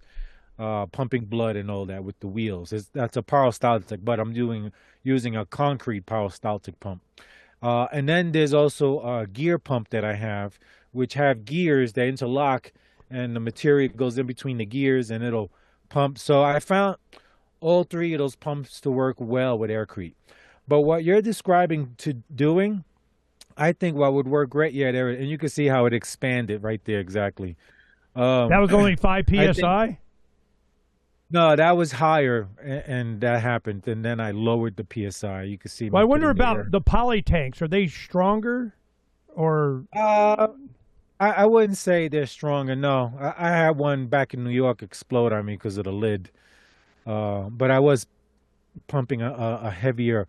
I was pumping an Aircrete with sand in it, and so I shouldn't have been pumping such a dense mix with that DIY. Yeah, pump. but you got to try, man. You gotta. Yeah, no, absolutely. Better And you that's first what than I me. like. Yeah, exactly. And I'm so happy there's so many other people out there experimenting now. I'm like, oh, good. Take the pressure off of me. Let someone else do some experimenting and spend their money. But yeah, you can see with this dome here, this was a double wall dome where I built one dome, and then after that structure was finished, I put another airform over it and built another dome, leaving a 6-inch cavity in between the two. And then the idea was to do what you see me here, is to pump the Aircrete into that cavity as my insulation layer. Again, I'm not using it structurally, just insulative. And so this was my idea for a dome, to use the Aircrete as my insulation. So I have 2 reinforced concrete dome shells with an Aircrete insulation in between that was pumped. Now, the other thing that makes working with Aircrete a lot simpler is actually mixing styrofoam beads with it. When you mix the styrofoam beads with the Aircrete, you no longer have this very soupy mix. Now you have something that you can almost apply by hand. It's And like it's Rice really Krispies. insulative. Yeah, it is. Rice And Krispie it's treats. That's really what it's like. insulative. Yeah, except it doesn't taste anywhere near as good. Right. This is, you started getting complex. I remember you had some kind of a blowout somewhere at one time. It's getting, kind of a thing. But my question is, with Aircrete and a pressurized tank, you can move it. Yep. Pretty easy. Yeah. All you got to do is mix it, move it, put it where you want. Exactly. This, I'm pretty sure I'm going to be testing with this. And because you're right, it's not a structural thing. Our geodesic domes will hold the structure. And, if I do it, originally what I was going to do is just put the dome on the stem walls that are about, waist high. And I got, I don't know, crap, it'd be like 20-something foot ceilings. But you have that on a 22-foot dome. Then I put the, hog fence, wire tie it like you're doing rebar, hog fence, and you kind of cut it. And I've done that, and that gives you a good solid structure. It's not going anywhere. It's reinforced because the struts on a geodesic dome is the reinforcement. That is the rebar. Then you can add to it and do whatever. But I get that 5mm mesh, or maybe even 10, but 5 works really well. And then I take and I just put a thin coat of concrete cement on it, hell, even 5-to-1 sand, whatever. And once that cures, then I can do this. I just take the Aircrete, pour it over it. I used an adhesive on it. It's like a white, watery paste that kind of makes concrete layers stick to concrete layers. You put that on there. Then I put the Aircrete over it and just let it kind of flow down. And, I get it, 4 inches or something, on it. But what happens is you just let it go, and whatever shape you want to get out of it, it rasps. Like, you just use a, it's like for like a body smoothing out. filler Yeah, exactly. You know, Yeah. doing Bondo or something. Yeah, yeah. But you can get different. You know, really one that was good. You get a bigger one. You can kind of shape it and use expanded metal. You know, just kind of like great stuff. And you could just shape this because a friend of mine did a Dome Gaia type thing, and they're just shaping it. And I'm going, oh, that's easy. So you do that. Then we put on the final stucco mix on the top. But what's crucial for this, and I haven't experimented with it yet, but I remember you doing it, was the air pressure on these 55-gallon drums. You can mix the Aircrete right in the drum, put the top on, pressurize it a little bit, boom, and you can transport it to wherever you want. The other method was talking about that styrene, that, but then you got styrene and plastic and crap. But you have, the fiberglass on that and shaped, and that's what it would go on. But then if I do it this way, then I got to cover the inside of the dome. The struts are visible. So you're filling that in, putting something up, trying to be a pain in the ass. That's why I was thinking doing the styrene thing, put that up, my ceiling's done, I just coat it, and it's the base for me doing the Aircrete on the outside. You see my point? So that's why we're doing this prototype dome here. And it's nice, it's going to be big, livable in a guest house, but I need to get that done before I go do the main house building. And to get that started, you do all your plumbing and so on, the floor, the foundation. You've given us a pretty good description of what needs to be done. What's some of the things, even here in the desert, that I need to be concerned about, if we're doing the floor to start off? I mean, the main thing is the main thing. Well, we're talking about the slab. We're not talking about the ring beam. Well, actually, because you're in Arizona, we can do it all at the same time if we wanted to. Yeah, exactly. I was just gonna say, because you're in Arizona, you could build slab on grade. You don't have the frost shower depth. I mean, you don't have the frost heaving to be concerned about. Like, I think Arizona down to Texas, you could just build on grade, and so I think that's a massive benefit, especially if your ground is already flat.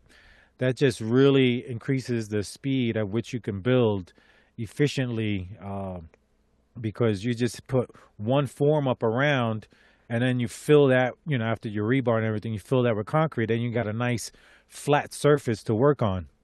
So I can't see needing really to do much more with the floor system. I mean, between a ring beam or a slab on grade, I think those are the two options. And if your ground is already level, then just building on grade would be the most ideal situation. Like, what I'm also interested in and have done some designs for is mechanical concrete.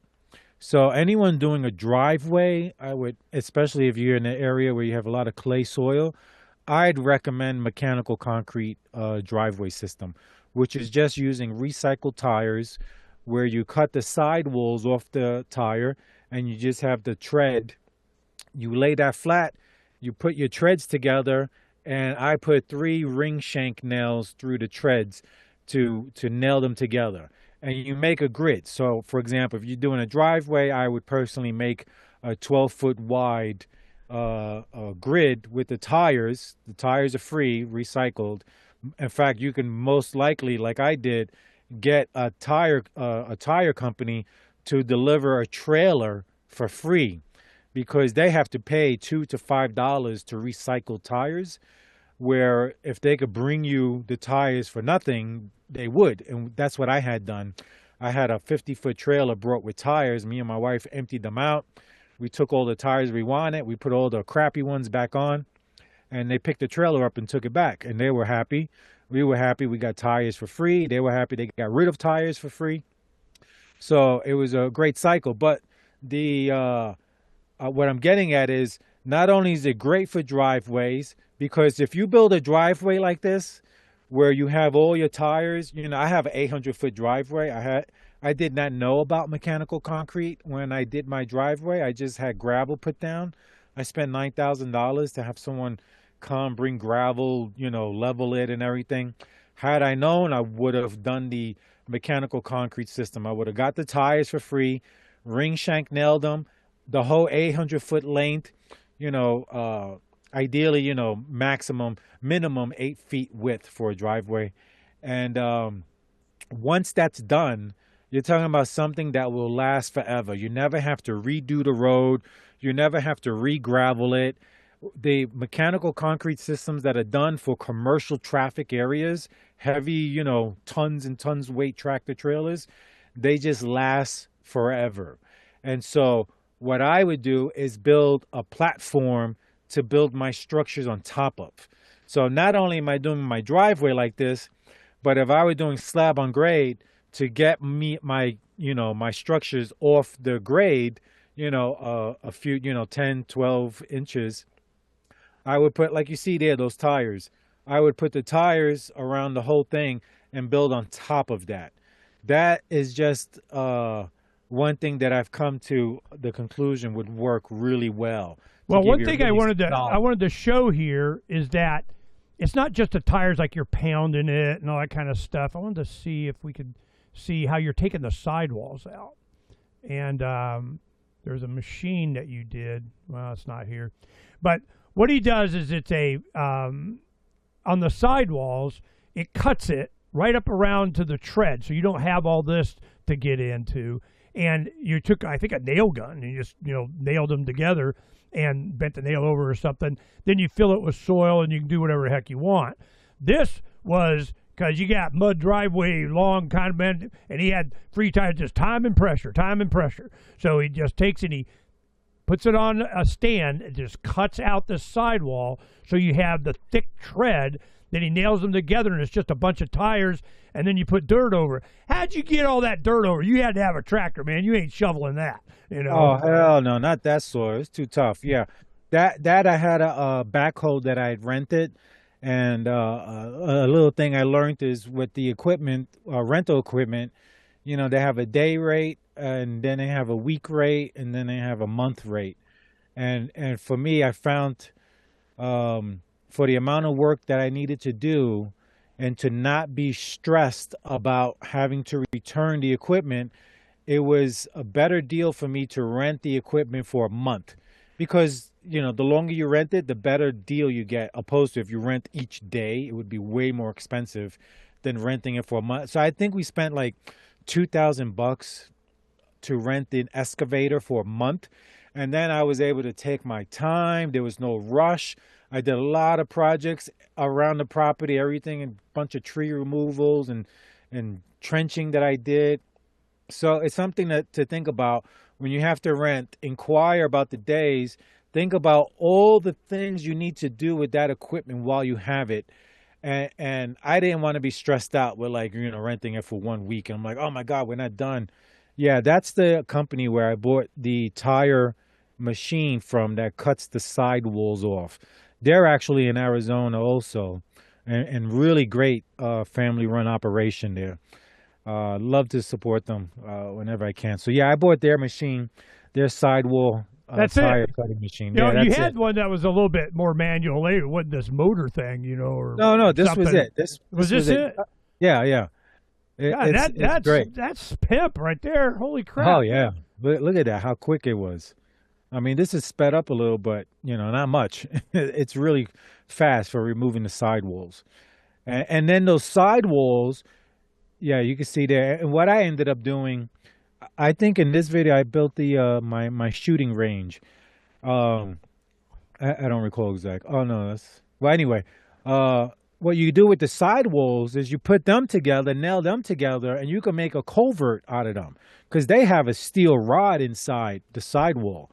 And so you could stack them on top, nail them together, and then lay them down, and you've got a culvert that's really strong and, just another way to save money. That is an awesome idea. Holy crap. And these are free. Hell, they give you $5 for letting them dump on you. So, yeah, awesome. Okay, what are you doing here? You're filling them with Aircrete?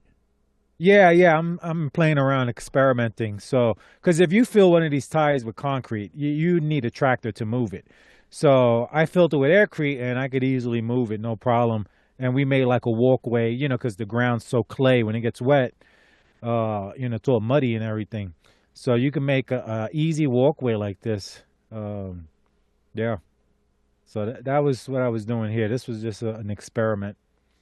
How'd that work out? I mean, these are it probably that much aircrete. It probably weighs I don't know 80 pounds or maybe less than No, that. not even. That was one 94 pound bag of Portland that I used to mix.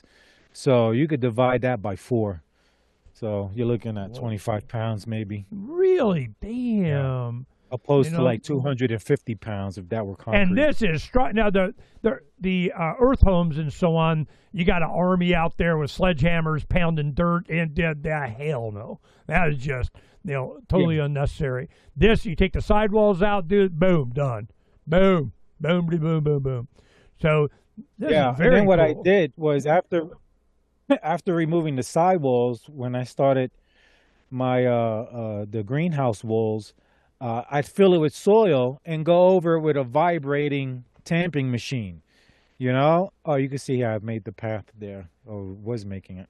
But yeah, so then you just go over with a vibrating machine. So all that pounding they do for earth chip tires, I think is completely unnecessary. You could fill it with soil and go over with a vibrating tamping machine and compact it, and it just made it so much easier and faster to build. Okay, now this is But this is what this, you're just making a path. That we lost it. yeah. You're just making a path that is just a bunch of round whatever. Now, were you leaving it like that? For the work area, get out of the mud, or are you putting soil around it and planting grass, or how you doing that? Well, that was just an experiment, and I made it lightweight so I could move those tires around where I wanted to place them. But yeah, that it definitely worked. You can move it around, but yeah, it worked great because I wasn't stepping in the mud when it rained. Because this clay soil gets very sticky to your shoes and everything, and you'll be walking. Next thing you know, your feet are like 10 pounds heavier each because all the mud stuck to them. So I made those tires there so I can have areas where I'm stepping on the tires instead of mud. Yeah, no, and you use it for all kinds of stuff, earthworks and whatever. And here, see, yeah, we can look at it here. So, is this the edge of your driveway? You're kind of setting the edge or something? No, here I was. This was to be a greenhouse, and so I was designing. I think this was like 100 foot long greenhouse I was doing. Over towards the far end, I have it. It's dug out much deeper, as deep as I could dig, because there's a lot of rock here, and the idea was I could plant my trees there, and they would have more height inside the greenhouse to grow. But I never got to finish this structure. I ended up doing other things. And then, COVID hit. What is this? This is 5 years ago. Yeah, this is like 2020, I think, when I'm doing this. And so anyway, I never got to complete this. It's still sitting uncompleted, but I bought all the Lexan sheets that I needed to make a wall the entire length of this greenhouse. I just Damn. never got around to finishing it. It's almost like a Wallapini greenhouse in a sense, especially on the other end where it's much deeper. Well, this is But yeah, that's another really important thing for Colorado is a greenhouse. I tried growing vegetables outdoors, and because the weather is so unpredictable, I had plants. At one point, my first crop, I was growing marijuana plants, right? Because you could grow here. And so I said, oh, let me try growing some. And it was growing great. And then in September, I had like 8 inches of snow, killed everything, and I was like, oh my God. And also vegetables, I was growing in a bed outside. And because of the sun, I was just going through so much water. It was too much to grow out here. So what I learned is for Colorado, I need a greenhouse. I cannot grow outdoors because also the animals and everything. So for me, greenhouse is vital. Now I've moved on to once the greenhouse is completed, it will be vertical grow towers inside because the vertical grow towers are so much more efficient on water. They save you like 90% water. You don't need any soil or materials in there. It'll just grow, and you can have massive gardens using vertical grow towers. So that's part of my package deal. I do floor plans for people on my website, aircreteharry.com. And so I'll do floor plans that don't include electrical and plumbing. Then I have plans that do include electrical and plumbing. And then I have my newest plan that I offer people is the survival package, where everything I've learned I incorporate into the design. So now we have our structures, right? Whether they be dome or rammed earth dome hybrids, the greenhouse design, a power dome, a utility dome that has all our power needs. We can have the equipment for solar. I have a 40 kilowatt double bearing generator head that requires a 100 horsepower gas motor. Damn. And it's or you can have like an 80 power diesel motor hooked up to it. And so that's going to supply massive power to charge my solar batteries faster on the days where we have no sun, or during the winter months where we have a lot less sun. And so this whole design, and even an energy source that I'm still developing that's been done in foreign countries, and you can almost use F in front of energy. And so I'm working on that. I'm hoping by next year I'll have my prototype done to create F energy. And I'm really looking forward to that, because now you don't need solar, you don't need wind, you don't need anything but this device. And so I'm looking forward to that, incorporating water from air machines. The water from air machines you and I have already investigated and looked into are great. They work, but I found another method a lot less expensive to be able to make water very quickly. And so I'm also doing a prototype on that. There's a YouTube channel where a guy, he created what I want to recreate. He created this machine, and he was making just a lot of water with this water from air machine he created using electricity and wires and grounding. And basically, you positively charge the wire and it pulls in the negative ions, or I forget exactly the terms for it, but it works, bottom line. So I'm looking to all that recreate Tesla stuff. his There's a machine magnetic field there. You know that this is coming. They're keeping all this crap from us. It's going to take Aircrete Harry to do it. Yeah, But, yeah. This is. I want to focus on this a little bit. This edge, is this part of the greenhouse or driveway, or what are you doing here? No, here's the shooting range I was making. You can see here I am with the vibrating compactor. Right, You I can got see one how of it those. compacts it, Yeah. and then you fill it with more soil and compact it some more. So that I found to work really good. Except I didn't have cardboard, which is what you need if for the other levels of tires. Originally, the intention was to offset the tires. Each row would be offset, but like I'm placing it. But what I found was, and there's the nail gun. I'm ring shaking the tires together. What I found was you need to have the cardboard that goes on the bottom to stop the soil from coming out. So because I didn't have cardboard, I ended up just putting the tires. Layer. Well, not the first, but like the second and third layers. If I Between have each layer, you offset put them. cardboard. Right, inside the tire to keep the soil from coming out the bottom. And so after this layer, I just had to stack them directly on top of each other, which was still solid, but the staggered would have been much better like that. But I ended up moving it.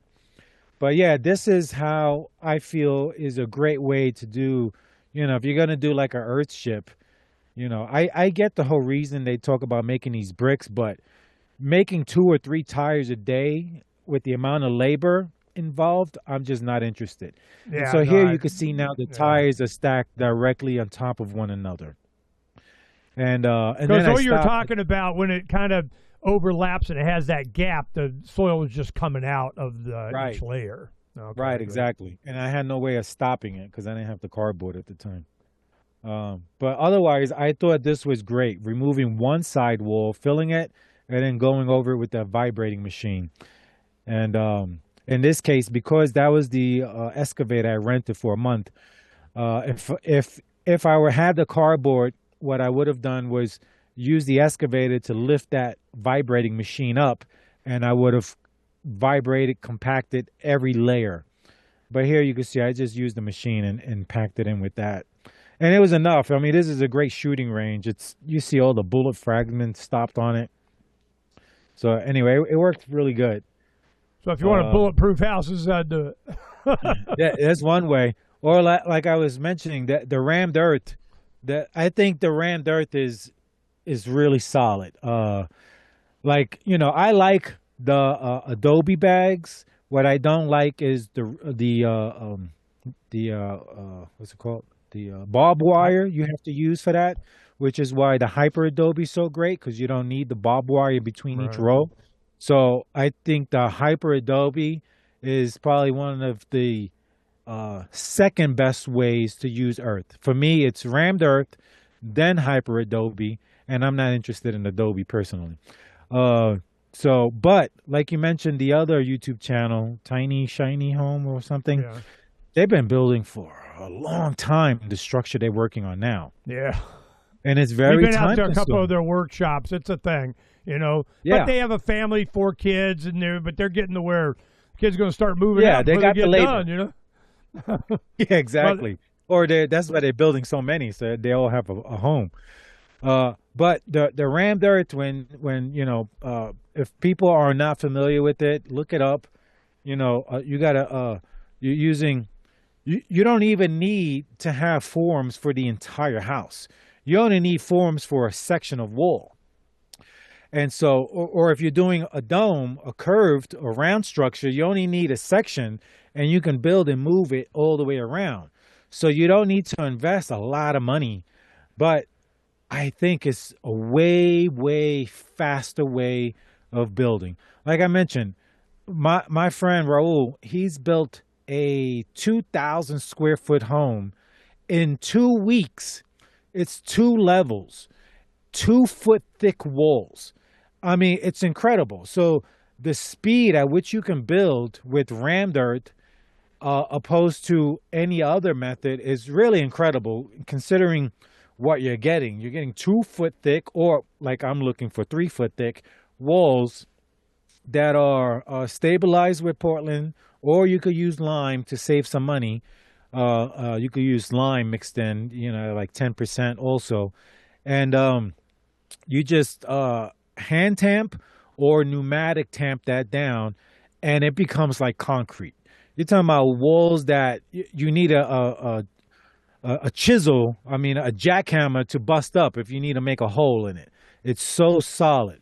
So I really, really think that's the best way to make a really solid, strong home. And then, like I mentioned, you could do your roof on there, your dome, or you could do whatever kind of roof you want. I personally like the idea of the dome because of the strength, the aerodynamic of the dome. The wind just blows over. The snow loads don't stay on there because of the dome shape. It'll just slide off the sides. Even if wind comes, it'll blow it off the sides. A lot of benefits to it. And this tamping you would be doing, you would have 4 to 8 foot tall walls already built that you would be inside of. So you can imagine the speed at which you could put soil, tamp it down, and then put tractor. the next layer and keep doing that. And you'll be done in no time with not a lot of labor, especially with the right equipment, which in this case would just be a tractor with a tiller, so you could mix your 10% soil, 10% Portland cement in with the soil, and then use the bucket to scoop it up and dump it into the wall. Like the whole bucket would just get dumped in, and then you tamp it and then repeat. So it's a very fast technique. I'm talking to my friend about possibly doing a workshop in New Mexico for rammed earth. He's done workshops before, but we're talking about the hybrid of using my method of the dome airform combined with the rammed earth system. And I think that's really the ultimate for DIY systems. But the good news is I am currently in the process of creating my own 3D printer based off of technology from the 1930s. Mr. CNC here, Aircrete Harry. Yeah, okay. We've been paying attention. That's going to be awesome. So we'll talk about I sent you the link. Click on the link in the Zoom chat, and that's going to open a YouTube page for a machine that was created in the late 1930s. And this machine, in my opinion, it blows away every modern 3D printer that exists. And this was created in the 30s, analog technology. I'm looking to recreate and improve on this technology. I have a friend in West Virginia right now. He has a machine shop. He's already started making the parts that I needed. I'm still doing some design work for the rest of the machine. But you're going to see here what I think is incredible. This machine is printing 4-inch wide, 4-inch tall layers per pass, which is incredible because all these 3D printers that exist now are doing maybe a 1/4-inch to a 1/2-inch layer per pass. And you have this pancake look where you see all these layers on the walls. This machine, you can see it's making the wall smooth. You're using the most ideal cement mix, which is to get maximum strength out of your cement. You need minimum hydration. You see how dry that cement looks? That's because it has the minimum hydration, which is how you get maximum strength out of cement. Reason that water is added to cement is to make it more workable. Or if you add super plasticizer, it's to make it more workable. This here is the ideal mix: minimum hydration, maximum strength, maximum cure quickness. So this is obviously what year is this that they're doing this? This is the late 30s. Oh my late God. 1930s in America. The company who made this machine. I gotta inject here. We got to talk about this real quick. Yeah, absolutely.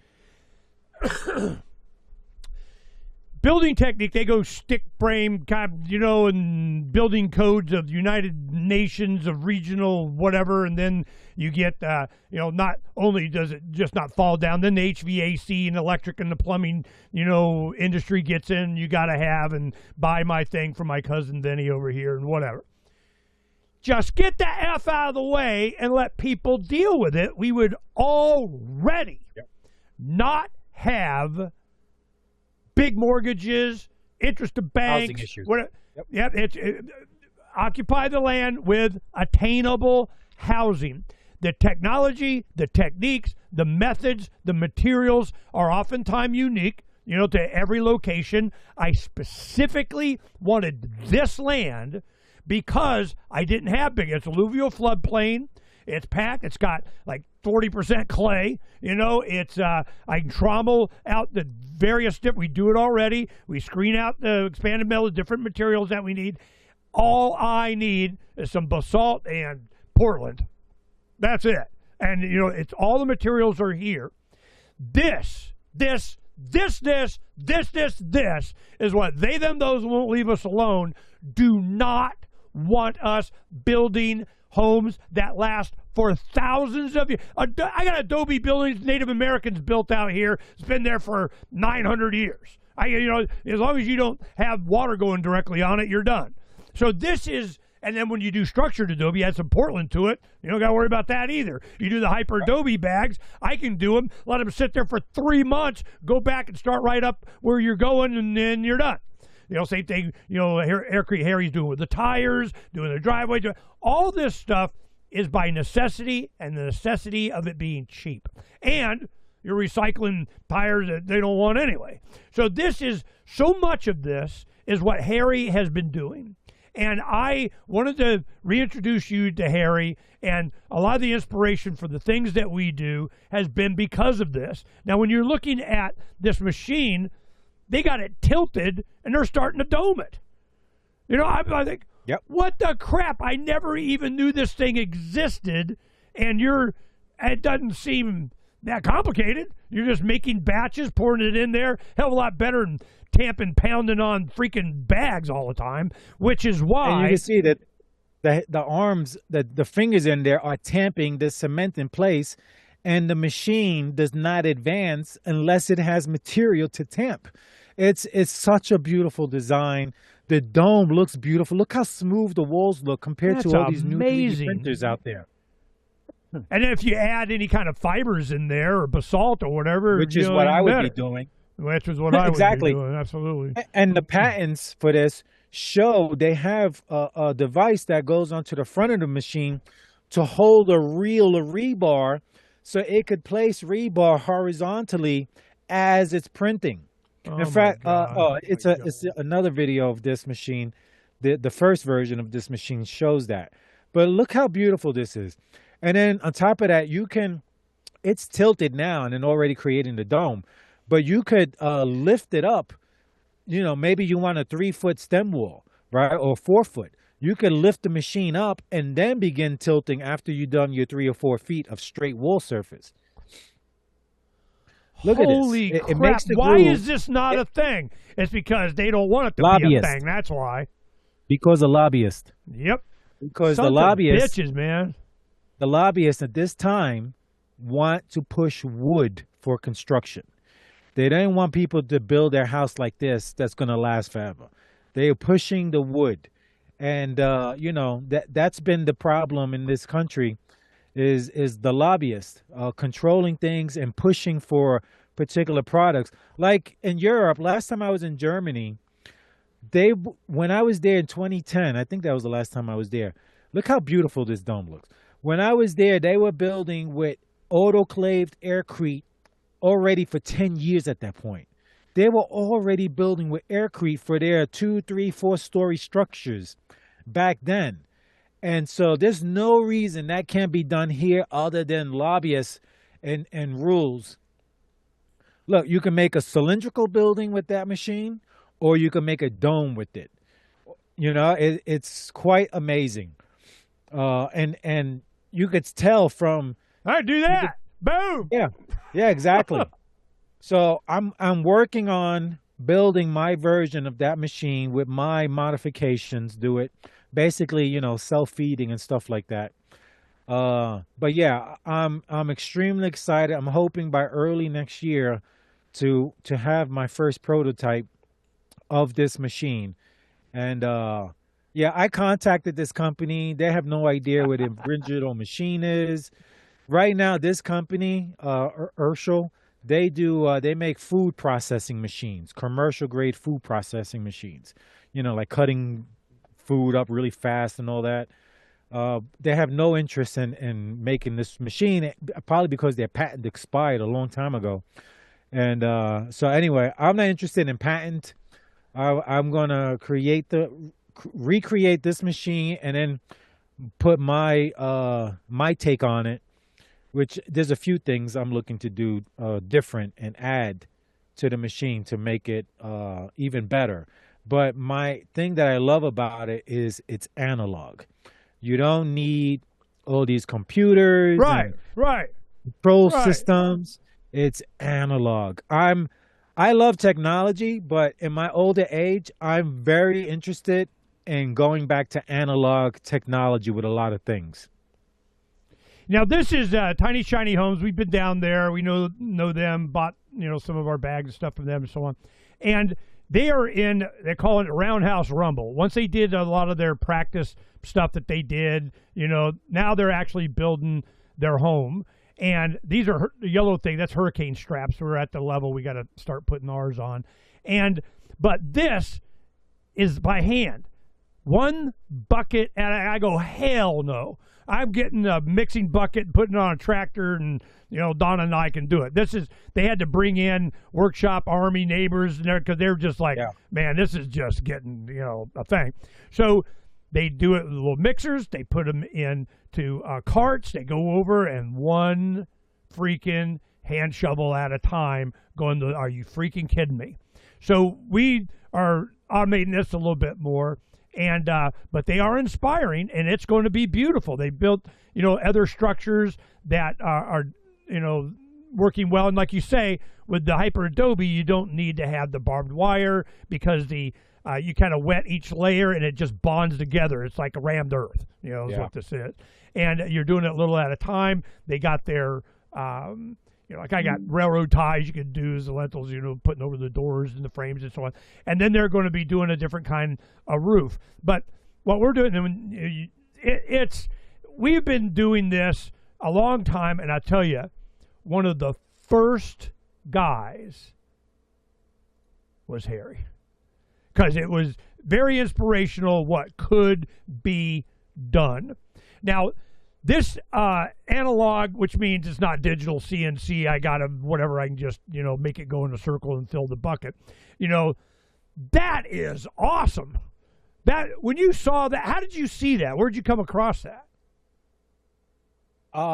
It was about 4 years ago. I was on YouTube, and I must have been doing a search, you get on YouTube and you can spend hours searching, and it just popped up. I don't know. I was probably searching dome stuff, and it came up, and I was just in shock.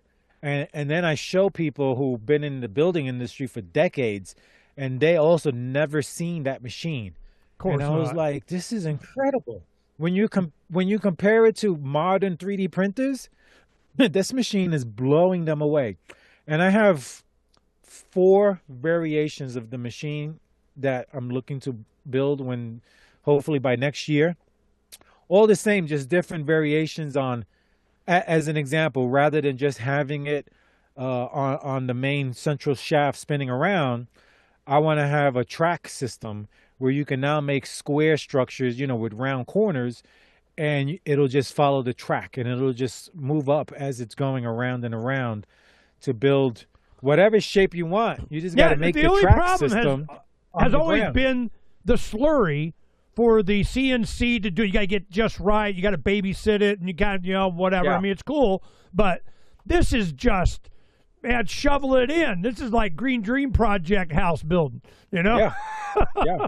It's beautiful, and I'm all for it. So I think right now the airforms are the best way to build the domes. But with this machine, I think this machine tops it for simplicity. Not having to worry about airforms and blowers and power going out on you and shit collapsing. You have something solid going up all the way. And then the other thing I really want to mention, once the structure is built, I would put an insulative layer on top of it. I don't care where I am. There's going to be insulative layer. Rammed earth, I'm going to have a foot thick insulation layer with perlite mixed with cement and foot thick insulation. Whatever I build, I'm not interested in styrofoam anymore. Styrofoam was great as a cheap, inexpensive way to get the material because I would collect it and shred it myself to recycle it. So it was an inexpensive material. But if you got a little bit of money, I recommend the perlite. The perlite, it's a rock. It's not going to burn. It's not any plastic. It's safer. It breathes better. And I would... It's kind of like expanded lava rock or something. It's just for aerating your soil. It's kind of an airy rock. It's like pumice. Yeah, exactly. It's more insulative than styrofoam, in fact, which is mind-blowing. And so it's much better product. So I would... Whatever structure I build, if I were a Green Dream building, that exterior wall would be insulative wall. Because we don't know what's happening with the earth. The weather's not going to remain the same everywhere. It's getting colder and colder in the southern states than it used to get. And so you got to be prepared. You can't just have thermal mass. You have to have insulation And ideally, you want that insulation always on the outside of your structure so that your thermal mass stays inside and your insulation is on the outside. Then the other big thing, again, I'm analog, I'm going old school. Rome did it well. Rome built bathhouses that were heated in the floor. They called it, I think it's called hypocaust, was the name of the hot air floor system they built.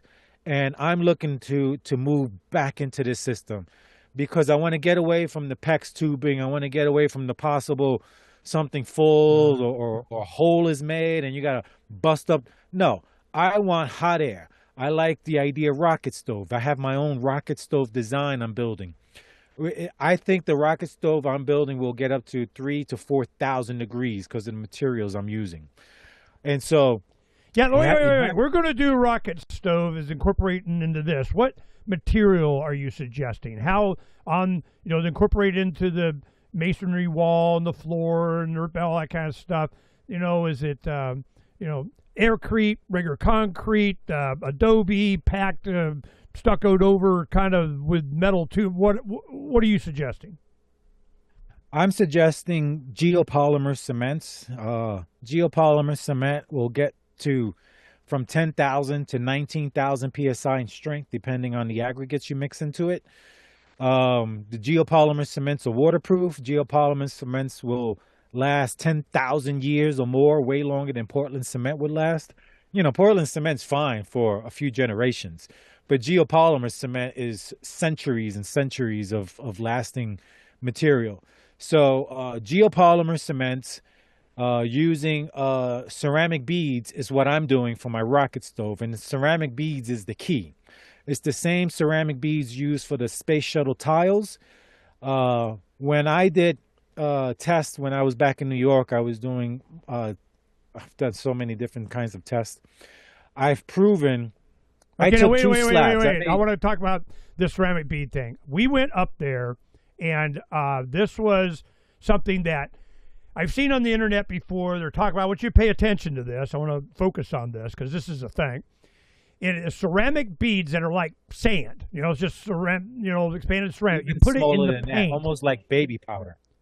Yeah. Well, it's a fine whatever, because I haven't used it. But he was showing me this. He puts it in the paint or whatever slurry he does, and he puts it on the inside of the dome, the outside, wherever he uses this thin layer of ceramics dramatically changes the thermal properties of the coating. This was space age crap. Okay, this made a total big, oh my God, use your infrared temperature gun thing, and dramatic difference when it was cold, whatever. So I want people to understand how space age technology kind of Harry's doing with this stuff. So pay attention to this. Start over with that. Tell me all about ceramics. So we'll start with the basics. The ceramics, besides the space shuttle, the way most people use it is they buy a paint that has this ceramic beads already mixed into it. They'll paint their home with it, and it acts as a thermal barrier. It's not an insulation, and we're talking about paint layer thin. Like one layer of this paint massively makes a difference. So it's used, that's the main way it's used now in the industry, is mixed into paint. The ceramic beads are these tiny spherical beads that have a hollow vacuum inside of them. It's amazing that they can do this, but the hollow vacuum is what gives it its insulative barrier qualities. And so this is mixed into paint. I painted the roof of my shipping container. I did one small patch, and this is on my YouTube channel. And I did one little strip, like, 3 feet wide or so. Painted it. Hot summer sun was baking the top of the shipping container. I tested the temperature. I got like 160 or 180 degrees that the sun was baking the paint on the shipping container. And then one little paint line over, it was 80 degrees. Like, you went from not being able to touch it to being able to touch it all day long. Then I went on the inside and touched the ceiling. I touched it where there was no paint on the exterior, and it was burning hot. I had to like move my hand. I was like, whoa, that was hot. And then I touched where it was painted. Completely cool. Could have left my hand there all day long. It was incredible. So what I ended up doing, and this is the experiment that I did in New York when I bought the paint. And also when I painted my dome for the first time. Again, the dome was built in November. It was cold out. It was like 55 degrees inside my dome with one Mr. Buddy heater, or the propane heater. I had one heater on, and this is all in my video. You'll see this. I had one heater on, and it was about 55 degrees in the dome. After painting the interior of the dome with this paint, temperature went up by 20 degrees. I was mind blown at the temperature rise. Nothing changed but the paint, same heater, 20 degrees difference in the temperature. I was amazed by this. I was like, this is amazing.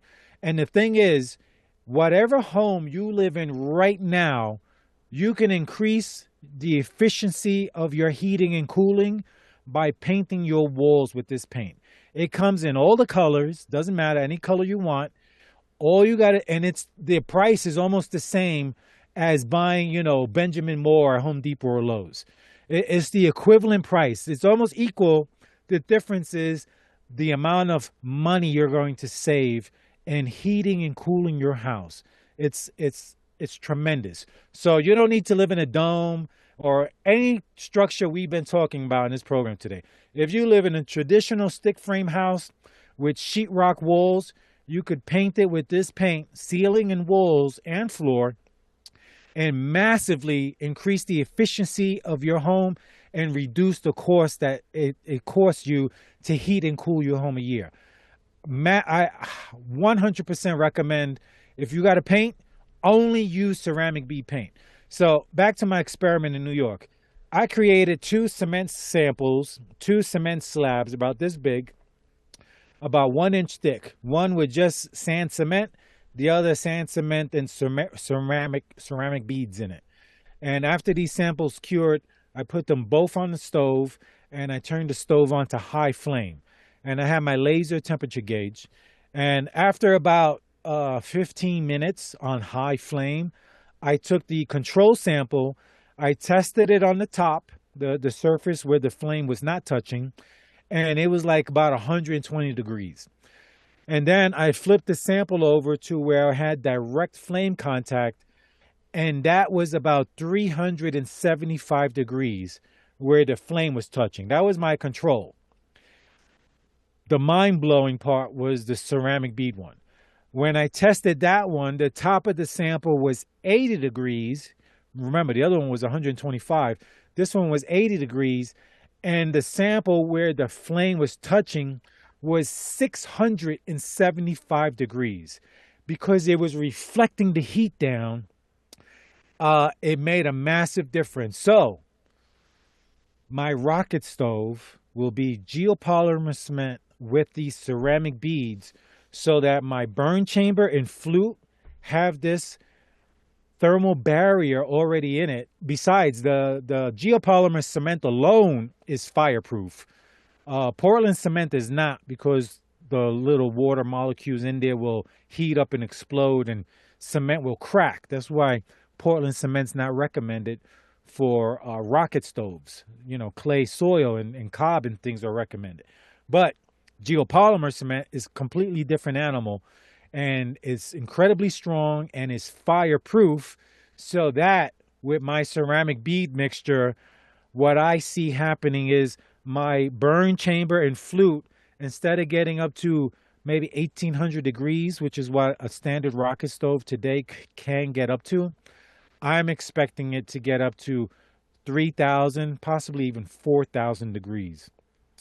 And but to do the heat transfer to the mass, you're going to need a longer run or something too, right? You think? So it doesn't come out hot out your chimney? Yeah, well, that's what I was about to say. Why you would want these type of really high temperatures is to warm up thermal mass. So I would make a regular thermal mass rocket stove heater, right, where you put the barrel over it.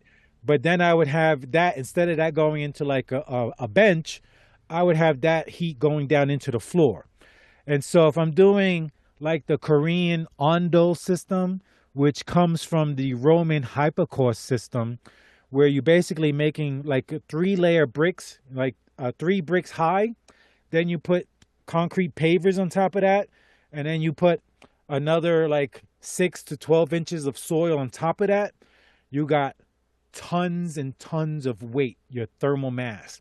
And that 3,000, let's, I haven't built it yet, so I'm speculating that it'll get to those temperatures. Let's just talk about the temperatures standard rocket stoves right now get up to. We'll just say 1,000 degrees. Even at 1,000 degrees, with that hit air going down through the floor system, through the channel you build, is basically you're making an S pattern for the air to travel through. The thermal mass will absorb that heat and then begin to radiate it out. So you could start maybe one big fire during the day that would keep the entire house warm, like in the dead of winter. You could have, because of the thermal mass, because of the efficiency of the rocket stove needing very little firewood to burn, very efficient. And then with my geothermal ceramic bead system, I feel it's going to really go over the top in strength. And it's not only that, the flute, the burn chamber and the flute, I'm using designs, I'm incorporating egg shapes. I'm letting out my secrets, it's fine. I'm going to share it anyway after I build it. But I'm using, imagine eggs in half, and I put those around a tube, right? And then you put cement around it, and then you eliminate the inside. So you'll have these walls with these egg-shaped pockets. The idea is the hot air will become turbulent, will hit the eggs and come spin back down to really intensify the heat. So instead of the air, the hot air just going straight up and out, I want to create that turbulence using geometry, nature's geometry. So you get a lot more surface area to heat the mass, and it does, turbulence transfer and keeps it from just straight going out. I get it. Okay. Yes. Damn, so, you the man. So that's the you idea. the man. How's your wife on this? Well, she's like, there you go, Harry. Whatever you need me to do. I mean, she seems supportive. How's the relationship and all your experimentation? I need another $300. I mean, how's that go? Yeah. Money is always a thing. But anyway, those are the things. I'm using some of the best ancient technology for my future structures. Having the Ondo system or the hypocaust. The Ondo is the name that the Koreans call their hot floor heating system, where they have a fire on the outside of the house. Well, I'll give you the hypocaust is HYPOCAUST, and that's the ancient Roman design. And the Ondo, let me look it up. I don't want to give you misspelling. It's where is it? I thought I had it here open already. Ondo. Give me a second. I'll get it for you. Oh, you got it here. This is kind of showing what it's about. There you go. Yeah, I mean the hypocaust is, the Koreans got it from the Romans. They just did. Well, I don't know that for sure. That's what I heard in a video I heard. I believe other people could have come up with the same hot air system, but the Romans made it popular. They did it thousands of years ago, and they had all their bathhouses. They were not cold. They were very comfortable. In fact, the technology they had then probably still supersedes what we do now, because they're doing shit back then that we still can't replicate. So why not use the systems that were so efficient? And that's thermal mass and hot air going through your floor system. That to me is better. It's safer. You have less problems. You can have multiple ways of heating the air. I mentioned one with a rocket stove, but you could have, some electric furnace or something to blow the hot air under the floor. There's a lot of different options that you would have. Even today, there's a system where they're using 4-inch tubing, like PVC tubing, to make a hot air system where they put all this tubing down and then they cover it with concrete. That's just adding more complexity and cost, where you could just use bricks to make your channels and then put pavers on top of that, and then your soil on top of that to give you more mass. So if you got like 20 tons of mass, you're talking about you're going to be very comfortable in the winter. And in the summertime, you don't put any heat and it'll stay cool. So there's a lot of benefits to the thermal mass, which is why I'm moving towards, 2 and 3 foot thick rammed earth walls, and then having this hypercost heating system for the floor. And I don't care where I'm at. I have Texas, Arizona, Montana. This heating system for the floor is the best. One thing that we did years ago is we took a 5-ton log splitter from Harbor Freight, and it has that plunger, that piston. So yeah. I liked it because it was electric. I like everything electric. Even my multi-fuel, one of the generators, does propane. I never put gas in it because it's a pain in the ass. We have a diesel generator, but we have the diesel for the tractor and that, gasoline for the ATVs and, a chipper shredder, and everything else is electric or battery. Electric. So our trial will be electric, this will be electric, that'll be electric. So one of the things is that we did with that log press is we put a steel box on it, we machined and we were playing with it, and we compressed the soil in the blocks. So compressed blocks. So it's like your rammed earth block style, And if you add just a little bit of Portland to it, you got a brick. They're heavy though. But that would be something I was thinking of doing the rocket stove with from that. Have you ever any experience with pressed soil bricks? Is that cross your radar at all? Yeah, I definitely I looked at that because there's I forget the name of the company. There's a woman who owns a company here in Colorado where she has those machines that make earth bricks, and I was looking at all of those things, but what I think I found was the idea that geopolymer cement was just incredible, because the chemistry, it's a different chemistry than Portland cement. And it works more with most soils, that chemistry, which is why, the Roman concrete is so strong, because it's basically geopolymer cements that they have that get stronger and stronger over time because of the crystalline structure that ends up developing inside of it as well. But, that's the company there. In fact, my friend believe in bought a sustainable machine from construction them, materials. a mixing Wait, machine. let me take the sound off. I'm sorry. Go ahead. Yeah. So, so they have the machine there to make the bricks, the earth bricks, to make your own home inexpensively. And, again, there's a lot of different building systems out there. And I just personally, that's the drip system to add the correct amount of water to it. I think these are great too, but I think what I've been working on and the ideas I've been developing are just more efficient with your time, because I'm getting older. Especially with just a husband and wife. I feel fine. You're wanting to make it to where, it's. I'm with you, brother. I don't need 15 gazillion or pay somebody else's profit margin of 50% more when the material is freaking free, and I could just do it. Time and pressure, and not so backbreaking. And another thing, right? Yeah, I'm not interested in backbreaking work. And another thing about time and materials, material-wise, if you know you're going to be using X amount of Portland cement, you want to buy it in bulk because you're going to get the best deal on that. My friend's getting 12 cubic yards of Portland cement for like $3,000, which is incredible. Now, you can only do this if you have a place to store it.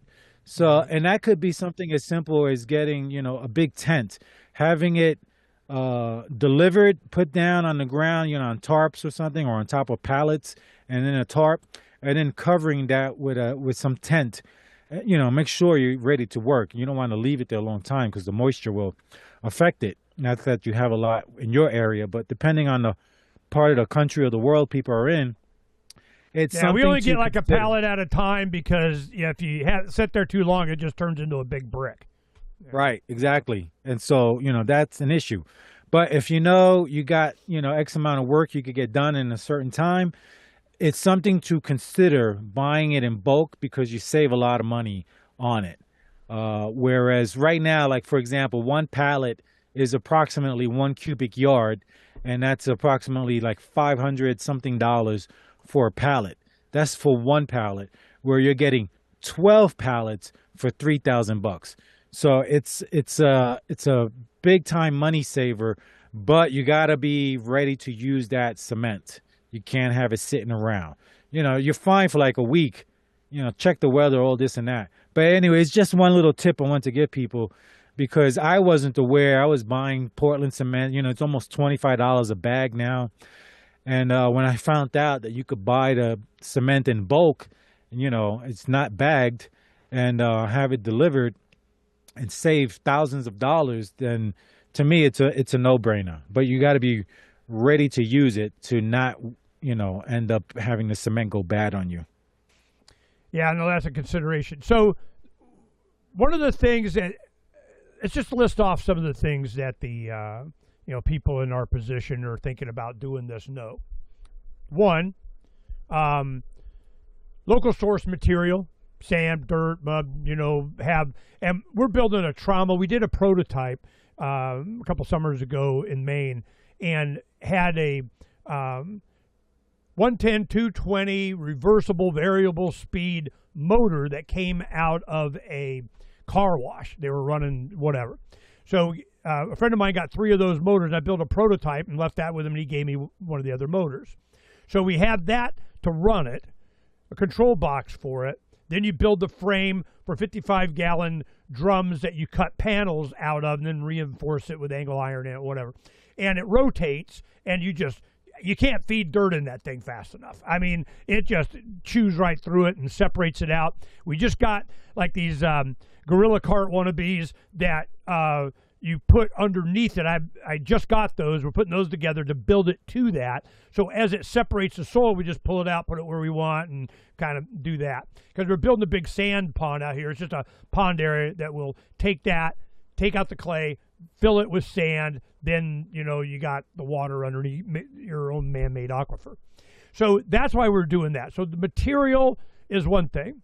The other thing is what kind of techniques, and we talked about rammed earth, we talked about aircrete, we talked about stucco mixed with basalt fibers, and we talked about basalt rebar, basalt meshes, which I think you could use a fiberglass mesh, whatever, but I'm saying the basalt is way better. It's easier to work with and so on, but we'll probably use some fiberglass for some stuff.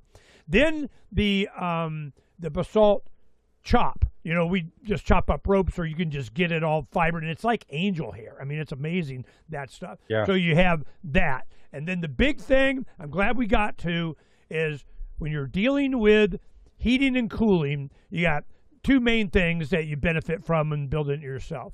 One is thermal mass. We have 16-inch bags, so our walls are 16 inches thick before we even do anything. So here in Arizona, we're probably going to be okay. The other thing is the ceramic bead stuff. That is the shit. I'm going, holy crap, that high tech.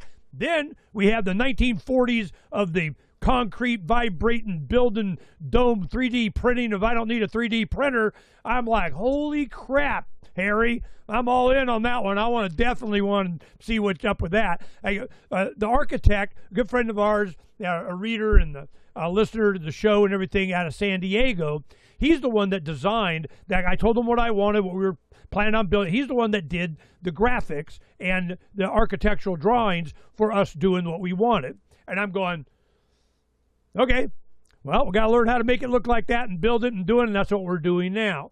That technique, what you showed that machine, shit, man, we're done. Rock and roll, whatnot. So I would really want to stay up with you. Let me know what you need, and help or something or money or kind of did something. I'll make sure that gets done. You do all the work for me. It's worth a couple of dollars to me. One less thing I got to do, So this is, you let me know, but there's one of them's for me, so I'm just saying. So this is some of the things that we just gleaned for this, what are we into? 2.5 hours, and we're not done. We'll keep going. We got stuff to do. But I just want to make sure you guys are summed up on the inspiration that Aircrete Harry and other people that we've been inspired by. There's another channel called Ambition Strikes, and they, do really well, but they're more traditional and permits and all that kind of stuff.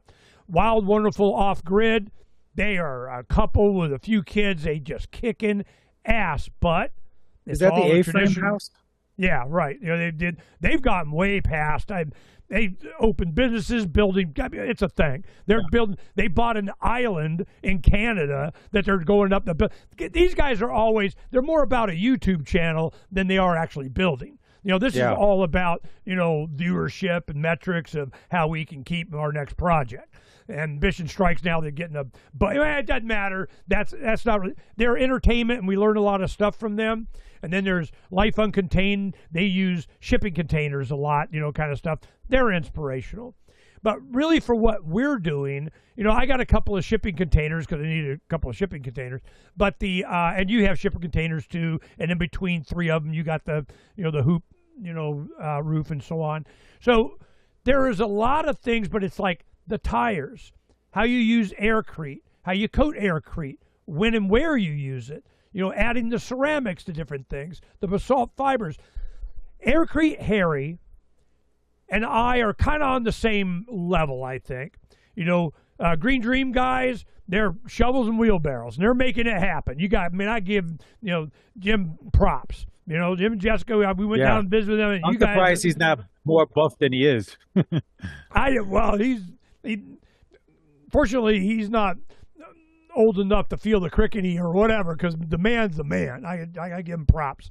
Then you have Tiny Shiny Home. They're using, they came up with the hybrid Adobe. Somebody down there was doing it, and they started down that road, and that appealed to me. That was very interesting for using that as part of the building technique here in the desert. So that's why we're doing that. I got check dams and water diversion and foundation. Man, give me a bunch of that. So we're doing that, and having the tractor with the bucket that can mix and then just drop it in. It's already pre-mixed. That was definitely something Don and I could use. So we got like 5 guys working for us. It's called a tractor. Okay, so that helped us out.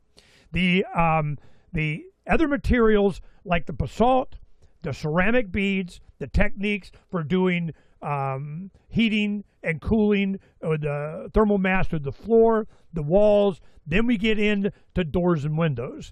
Now, doors and windows, what is your experience with them? I went and got like a 2x4 triple glazed argon window at Habitat for Humanity. I go by there every now and then, and I go, boom, that's mine. Give me. It was $45. I'm going, oh, hell yeah.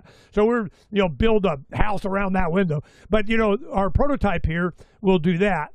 What is the investment with all these other things that you put into the types of windows, how limited, big, small, what are you looking to do that you negate everything? You have big single pane glass window. I mean, whatever. Give me doors and windows speech, man. Go, Harry. Yeah, so like you, I went to Habitat and some other recycling places, and like I bought doors from a school, fireproof. They have the window Steel. pane with the metal, steel mesh in there, and these were like heavy doors, like poof, like just solid doors. So wherever you could save money, and doors is a place to save money, and if you can get solid wood doors, I definitely would go that route. So yeah, I like you. I would recommend checking these places out, seeing what kind of doors they have. But as far as like windows, well, I got one other thing on doors, which I know you like, but I haven't built it yet. But it's my dream. My dream is a camera iris doors and windows that open like a camera iris from the middle out. And so I have a design for a 7-foot diameter front door that's a camera iris, multiple layers because there would be a metal door, a screen version, and a glass version. So I could open the metal up and just have the glass closed so I could see out, or open the glass and just have the mesh closed so the air could come through. But that's a dream I have to do for my future dome projects, for my flips, because it's going to bring that project to another level of uniqueness. Having a door a circular door that opens, like forget about the Hobbit. This is like Star Trek, Star Wars type of door, and so that's what I'm really envisioning. Once I get the first prototypes done and we get it all figured out as to exactly how the mechanics are going to work and everything, that is what I see for windows and doors for the future. But currently, to use current technology to buy recycled doors is awesome. I'm a huge fan of windows from Europe. When I was in Germany and France and Holland, they have these windows that are flush to the exterior wall, but they have a shutter built in. So above the window is a rolled up shutter where a metal shutter comes down. Right. And their windows, when you open them, you can open them like a door, or you turn the handle and you open them from the top to allow air to come in. And they're like double glazed and everything. I think these are some of the best windows.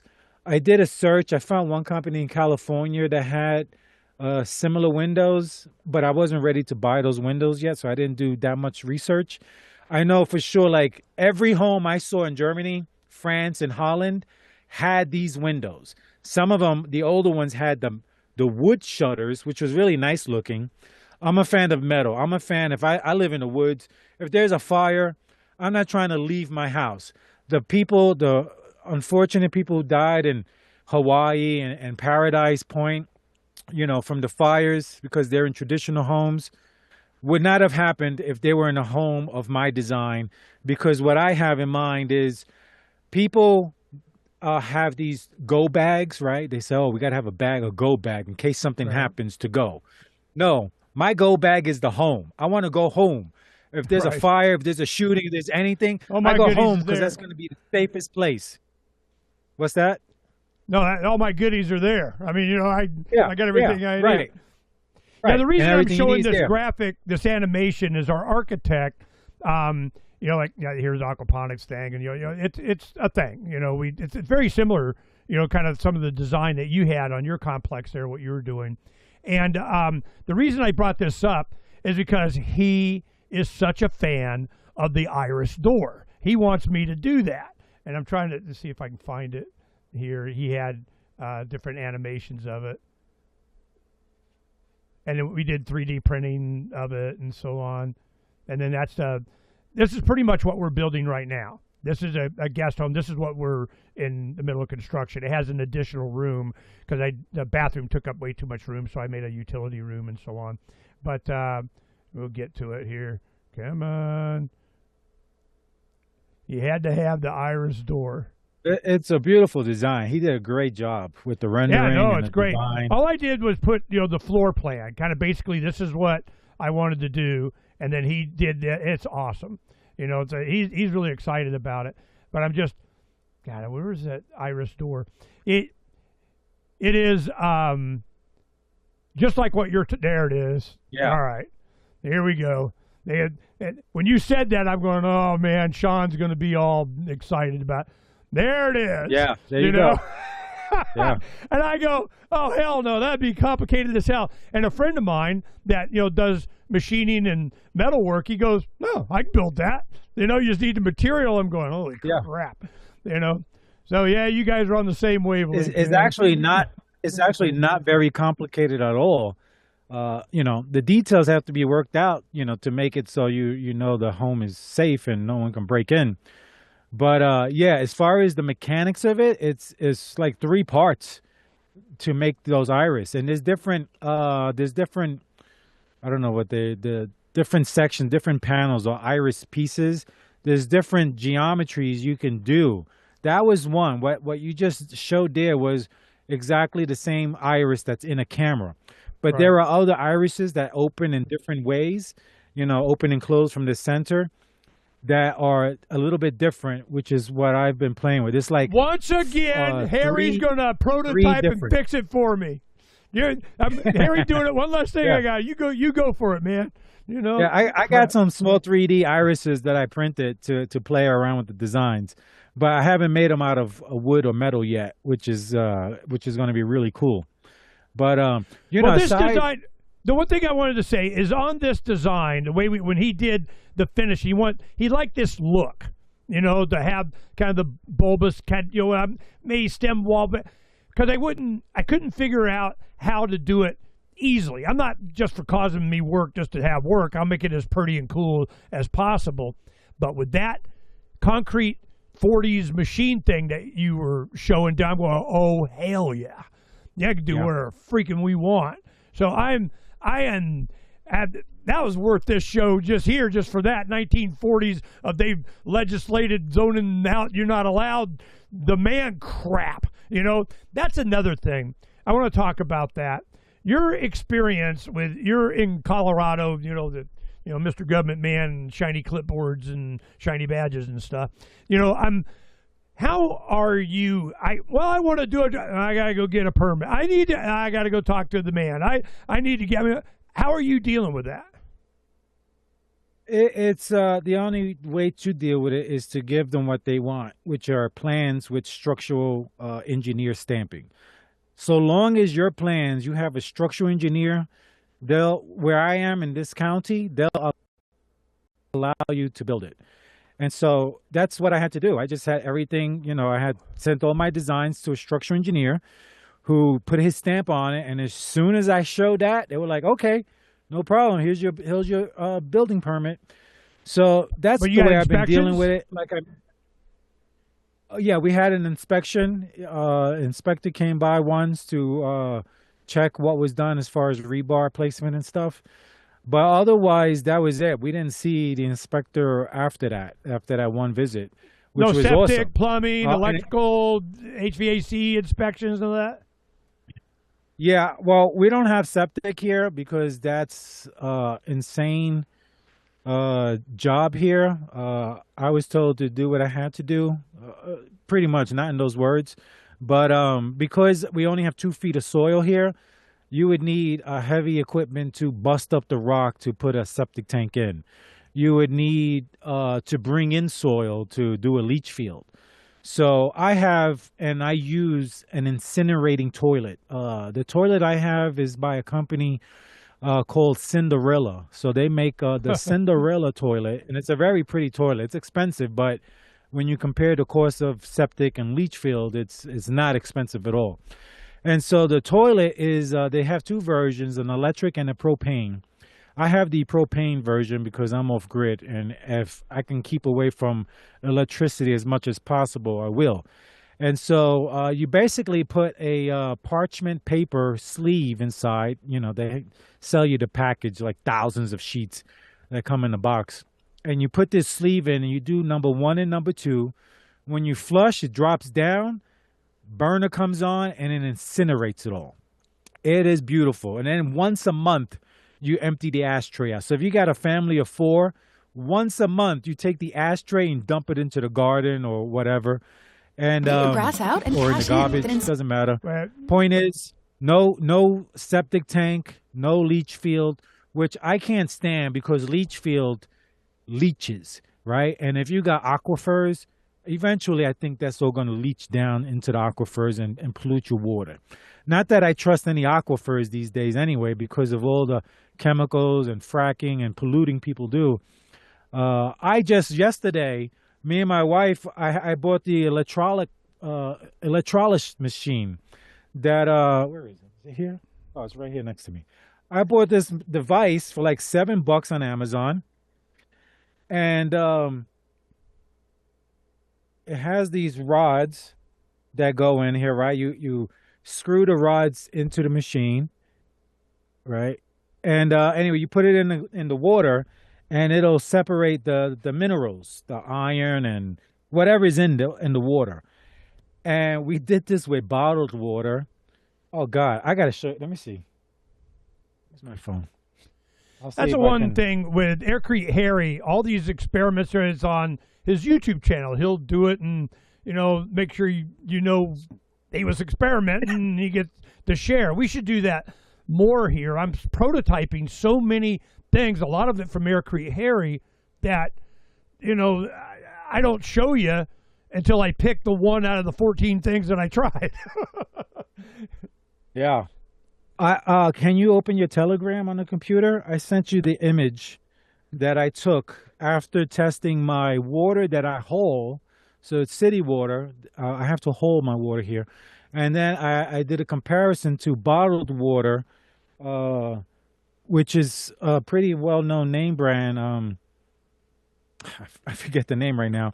But I put a bottled water, and my wife and I are so disgusted that we're going to be purchasing our reverse osmosis water filter soon.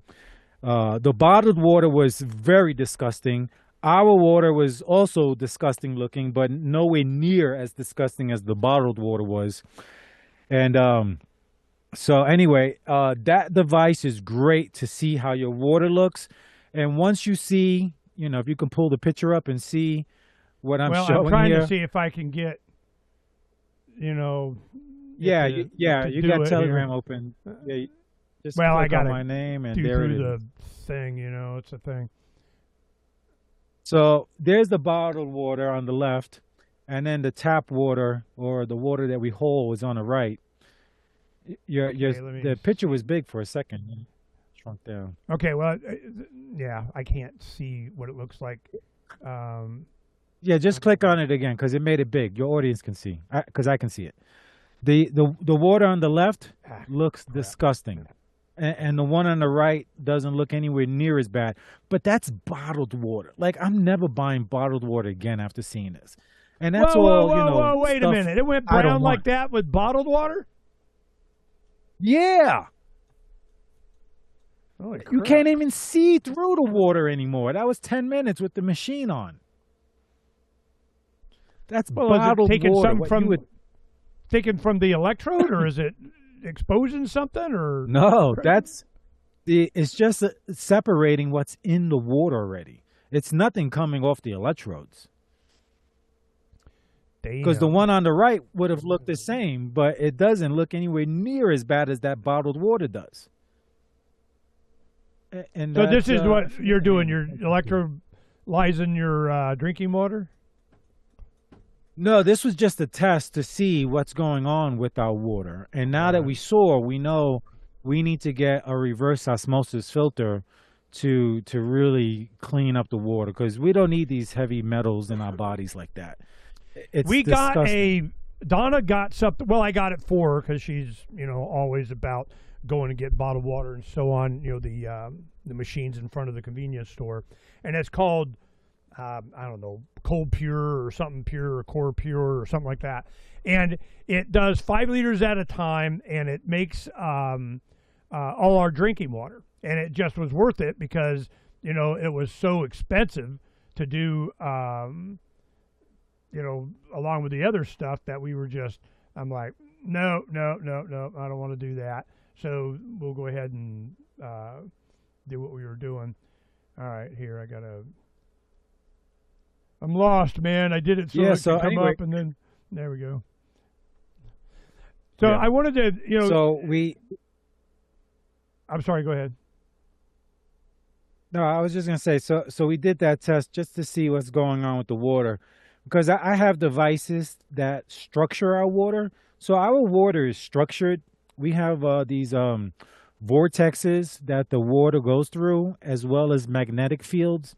And so what we do is I have 55-gallon tote.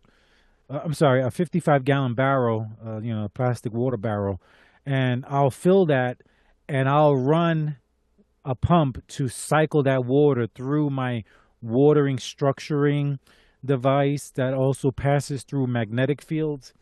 And so the energy of the water is high and structured. But the thing is, the minerals have to be removed. And so that's why we're gonna get a reverse osmosis filter, because the reverse osmosis filter the one we're looking at will filter all the water for the house. So your shower water, your sink water, all the water will be filtered. And so that's really good, because if you actually use distilled water for everything, you'll find things come out cleaner. Your body comes out cleaner from drinking distilled water. It cleans your system out, dishes, cleaning your skin. It comes out cleaner by using distilled water because it doesn't have all these minerals in there. You talked about structured water. Go ahead and emphasize that and explain to people what that means. So basically, there was a gentleman in, I believe it was Germany, Victor Schauberger.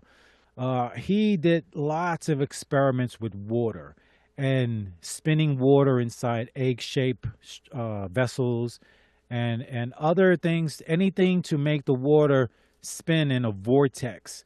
And he found incredible benefits to this, not only for the human body, but for plant life, growing. If you have a garden and you're growing plants, feeding it water that's structured allows the plant or the human body to absorb the water better. Like it came out of a mountain stream. Yeah, that's exactly it. Because the mountain stream has all of these things naturally built in. The rocks and everything causing these vortexes. You could watch a stream of water and you'll see the water coming down and it'll spin in an area and continue moving down. That's structuring the water.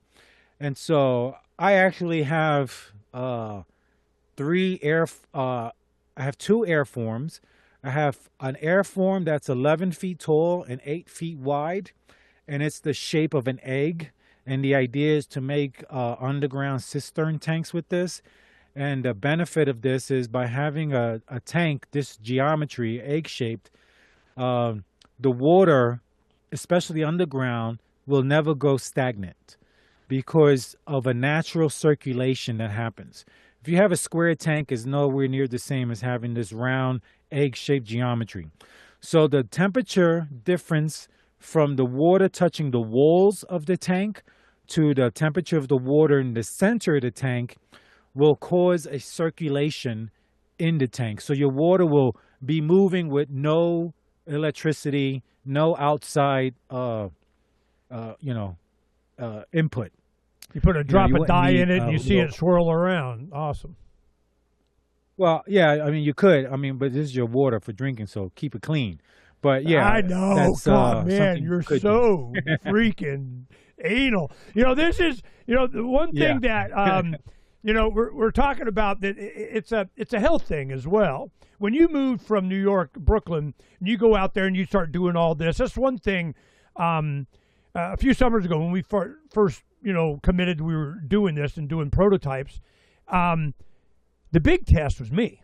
Was I capable of doing it? Would my joints hold up? Would I, am I getting the right minerals? Am I healthy enough? Am I strong enough? I have felt a lot better at the end of the summer, but you got to be out. You got to be out on the land. You got clean water, clean air, clean soil, clean. I don't have any neighbor that's clean. So this is, you're out in the desert. What do you? I remember in Lawrence of Arabia, they asked her, they go, why do you like the desert so much? Because it's clean. And I'm going, woo, man, you get the ultraviolet light, it's going to cleanify everything. I guarantee that. So this is, how's your health, your mental health, your well-being, excitement to get up in the morning, to work all day, the work all day, sleep all night, and, I'm a lumberjack and you're okay. So I'm just like, this is, tell us the difference, because you look good. You look better than last time I saw you, getting all tan and young and everything. You're not that young. How old are you? I think I'm 52 or 53. I forget. Looking good, man. Looking good. So, Yeah. this is tell people about just your sense of health, since being out there. Has it changed? Is it noticeable? Yeah, well, I'll tell you, my health journey started when we were in New York still, and it was after watching the documentary Fat, Sick, and Nearly Dead. It was an Australian guy McDonald's thing, yeah. who drove. Yeah, he drove across America on a five ingredient juice diet, and every week he'd go to a doctor, and he would find he needed less medication. He was healing himself from this juice diet. I mean, he had Oh, these yeah, skin I remember conditions, he had that. diabetes. He had a Yeah. mixer in the And back so of he his healed car, or himself. the hatch or something. Yes. And he was doing it. I Yeah, remember. and then Okay. and he meets the big trucker guy at a stop who ends up changing his life from meeting him. It was really an inspiring story. So after seeing this and then learning also about this other documentary called The Beautiful Truth, which was this young man who created a documentary talking about, I think he was also in Alaska, and he talked about the Gerson Gerson therapy. cancer therapy treatment. Yeah. Yeah, as well as grounding. And so I seen it. I was like, wow, these are simple things to do.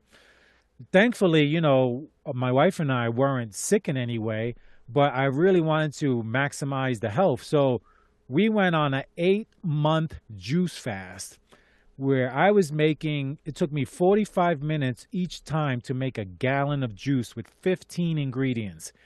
All leafy greens, some carrots, some ginger, all kinds of things we were throwing in there. I had a slow omega juicer. It spins at 80 RPMs because you don't want a fast centrifugal juicer because it oxygenates your juice.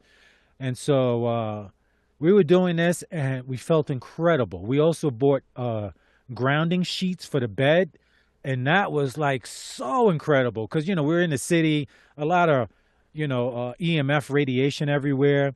All right. First time we lay down on these grounding sheets, our whole body was tingling. Like it was the best sleep. It was incredible. So doing simple things like just being grounded was amazing. The juice diet was amazing. So fast forward, we moved to Colorado. We're in a food desert.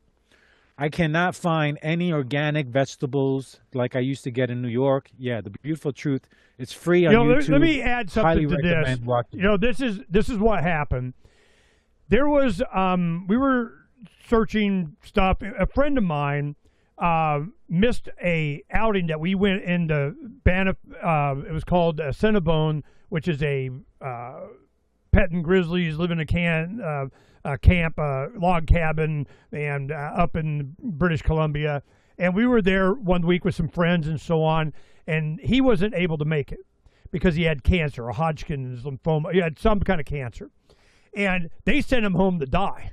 They're like, hey, we're done everything. We're done.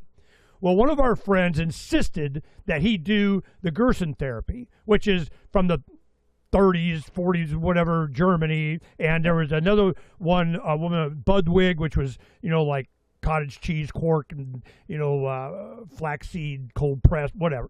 And the reason is because the industrialization of Kellogg's and General Mills and all the crap food and how we can feed the masses kind of thing, we were getting chronic diseases. We were not as unhealthy as we are now. And back then they were seeing all these people getting chronic diseases and dropping dead and cancers. And go, what the hell is going on?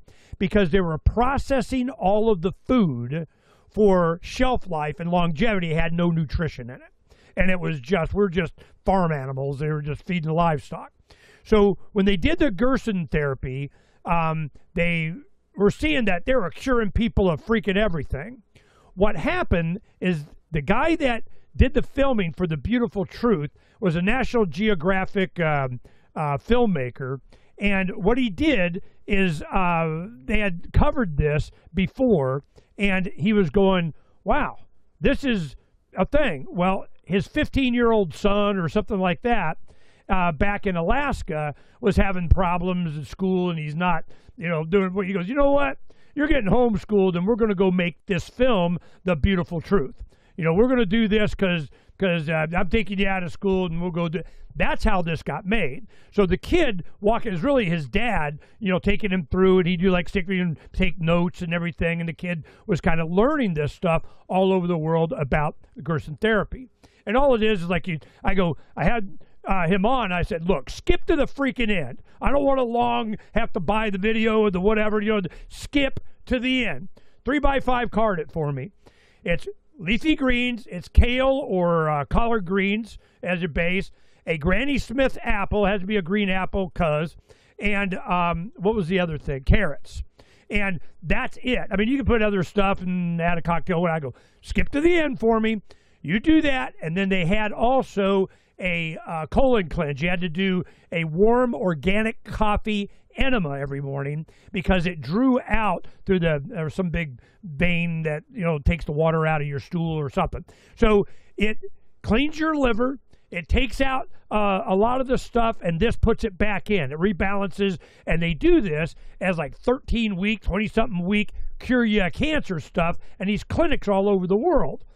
Those do not want you to know this.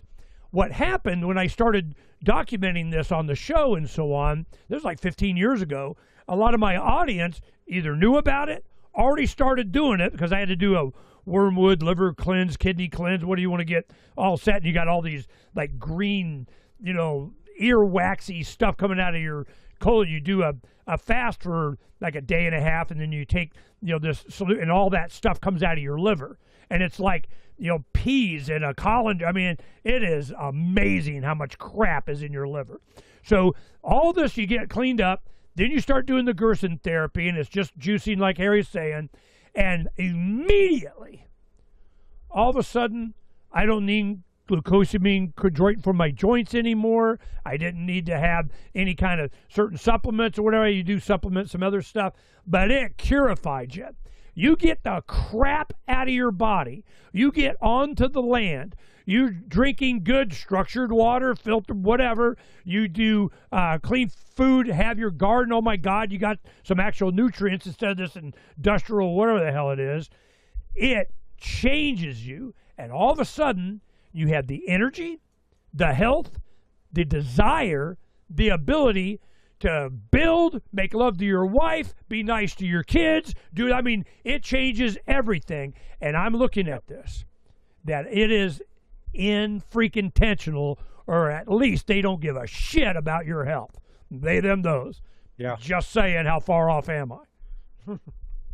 Yeah, no, you are spot on. So that was the beginning of our health journey in New York. And in New York, we were part of a food co-op where we were getting all truly organic food. We knew where it was coming from. We knew the soil. We knew how they were treating it.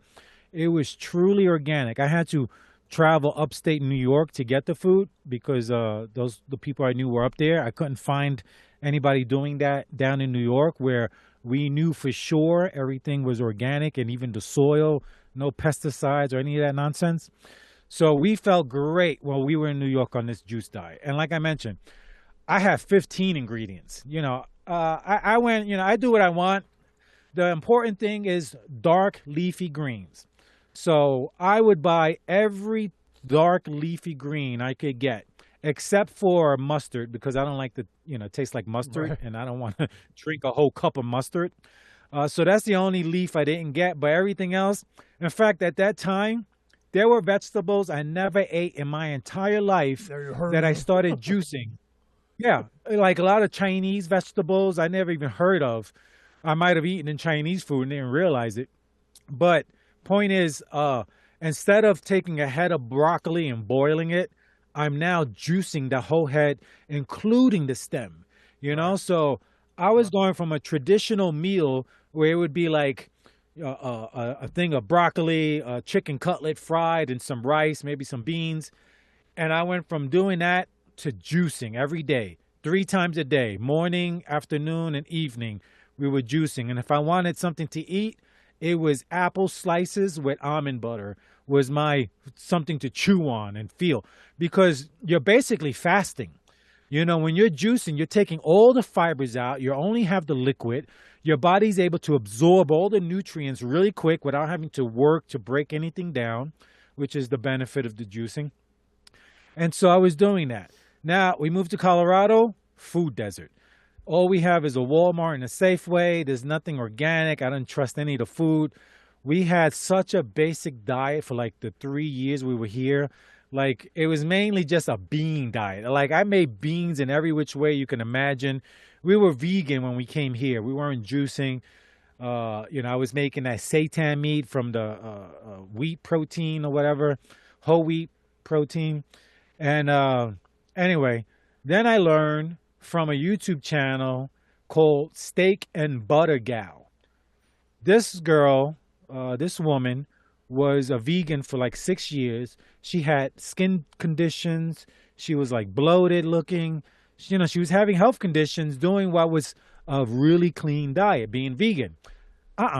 It turns out the carnivore diet was a true healer. Yeah. Don't get me wrong, the juicing will heal you and is incredible.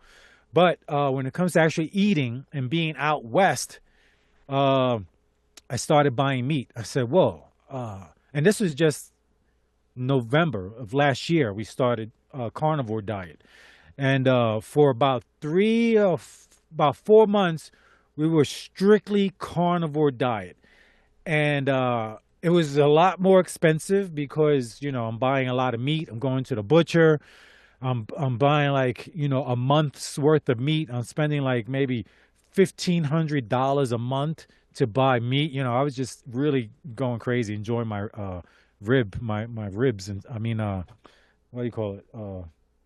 The good meat. I forget what, it slips my mind right now. But yeah, we were buying ton of meat. And the important thing is the fat. The fat is so important that like this girl in this video, she eats pretty much a stick of butter with each meal. So I'm not up to a stick, but I might eat a half a stick of butter with my meal. So if I got a steak, I'll take a half a stick of butter, slice up a bunch of little cubes, and then have it with a piece of meat so that I'm getting my fat content, because the fat we put is so it in important. our, bulletproof coffee. We have the, unprocessed coconut oil, and any meal, butter, freaking. I'm a butter freak because I love it. And it's good for you. So I'm with you, brother. Yeah, so the fat is very important. The fat on the meat is very important. You don't want to eat the gristle, but the fat. So I used to cut the fat off, but now I eat everything. And if the gristle is not too tough, I'll eat the gristle also. So I eat it all. I've been feeling great because for over 7 years, we were vegan, vegetarian, juice for almost a year. So we were vegetables all the way, no meat products. And I go from that to hardcore, nothing but meat now. So now, we have, just last night, I made a half a turkey. Me and my wife, we ate a half a turkey. During the Thanksgiving deals, we got free turkeys if you spend over $100 at the supermarket. Yeah. So we had like 4 turkeys, And so I'll cut them in half and make half a turkey at a time. And between my wife and I and our puppies, we'll all eat turkey meat. But, that's rare. It's mostly beef is what we're mostly eating. Mostly ribeye steaks is what I really enjoy. Or chopped meat. I'll make a meatloaf. I'll make a thick smoke. Yeah. I'll get thick smoke slab bacon cuts. And I'll cook that up. And then I'll mix that. Now I'm not 100% carnivore. I did start introducing other foods like onions, other vegetables that I wasn't doing before. You went from one extreme to the other. Holy crap, man! I'm an extremist. Well, the Gerson therapy thing. The end on that story. I wanted to make sure I got this part in. Was that Robert, the guy, the next year, we went back, and then he came, and we had more people go, like 30 people, were out petting grizzlies or whatever. Well, what happened was he would go on all the hikes, doing everything. I'm like, what the hell, Robert? I thought you were supposed to be dead. What happened? He goes, Gerson therapy, man, it cured him. boom. So he moved to Ecuador, and it has, like 12-hour days, 12-hour nights, year round, near the equator. He's at an elevation to where it's like, 70 degrees all the time. And he goes, the reason he moved there, because the people have the longest longevity of life. And he goes, I don't know why. I know why. Because it's 50-50 day sun, the temperature, you got organic food everywhere and clean water. And gee, I wonder why they live longer. So this is, I've seen it happen. Somebody that was sent home to die, go into a hospice, did the Gerson therapy, cured them. Now, when you switch from that, you kind of get all the crap out, and you get nutrients and so on. A lot of nutrients are just to keep you alive, you need for basic functions. When you did that and you get kind of healed, you're feeling better, then you go to the carnivore, lots of fats and meat that you need. What was the difference? The energy level, you kind of get cured and then you're ready for some meat. How do you compare the two? Is there a combination of that? What do you think? Yeah, my personal experience was with the juicing and the being a vegan and vegetarian and then back to carnivore now. When I was juicing, I felt, because it's really fasting. My whole thing was, I never was interested in fasting or water fast. I have heard from, I think his name is Michael Dunning or something. I forget right now his name. I've learned about a dry fast can be really good to reboot your whole body. Have 3 no days. food or water for 3 days, 7 days. If you could get to 7 days, even better.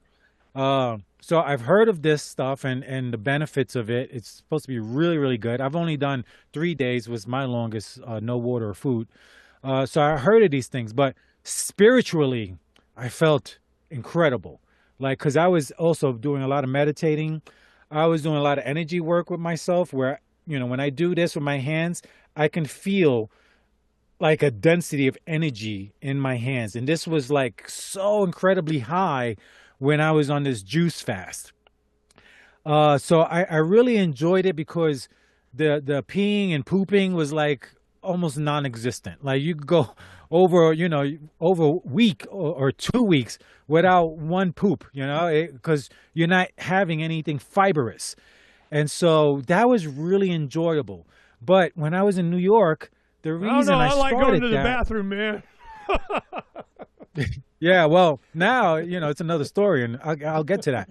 But when I was in New York, it was it was really good because of the foods we were getting. Because I couldn't get those foods here, the organic foods, my diet started crumbling. But I felt great at that time in New York.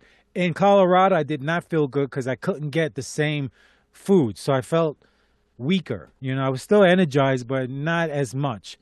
But once I switched over to carnivore, now I got all my favorite flavors because I always loved meat. I just stopped in New York because I'd seen videos from butchers where they're cutting pieces of cancer off and then they take the rest of the meat and package it and sell it to you. And then being in New York, I'm thinking to myself, oh God, all this meat comes from the West, it's traveling, is this, how are they processing it? I said, you know what, let me just stay away from it because I didn't trust it because all these videos I was watching. But now being here in Colorado, seeing the farms and stuff, buying meat that's from Colorado, I felt mentally better about that. And then learning about this carnivore diet and the high sodium is actually good. The butter, the fat, I'm going to be purchasing raw milk, raw cheese, and raw butter soon from this. It's expensive, but I want to try at least for 3 months. You don't need as much of it. Raw products. Yeah, exactly, because they have all the proteins and antibiotics, and not antibiotics, but all the good things in the raw foods that your body needs. Like for example, people who are lactose intolerant, if they were to have ice cream, they would be in the bathroom. But if they had ice cream with 1 spoon of raw milk on it, that would be all the minerals and bacteria and whatever it is that your body would need where you would not be affected by it. So it's all the processing of the food that they do that makes you sick. So all about shelf currently, life. exactly. And so on this carnivore diet, we've been feeling great. We've been having very healthy poops.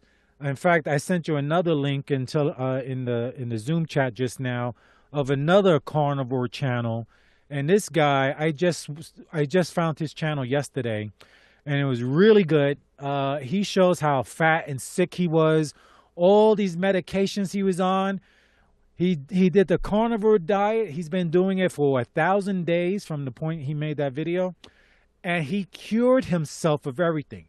I've seen interviews with Steak and Butter Gal interviewing a few women who could not get pregnant for anything.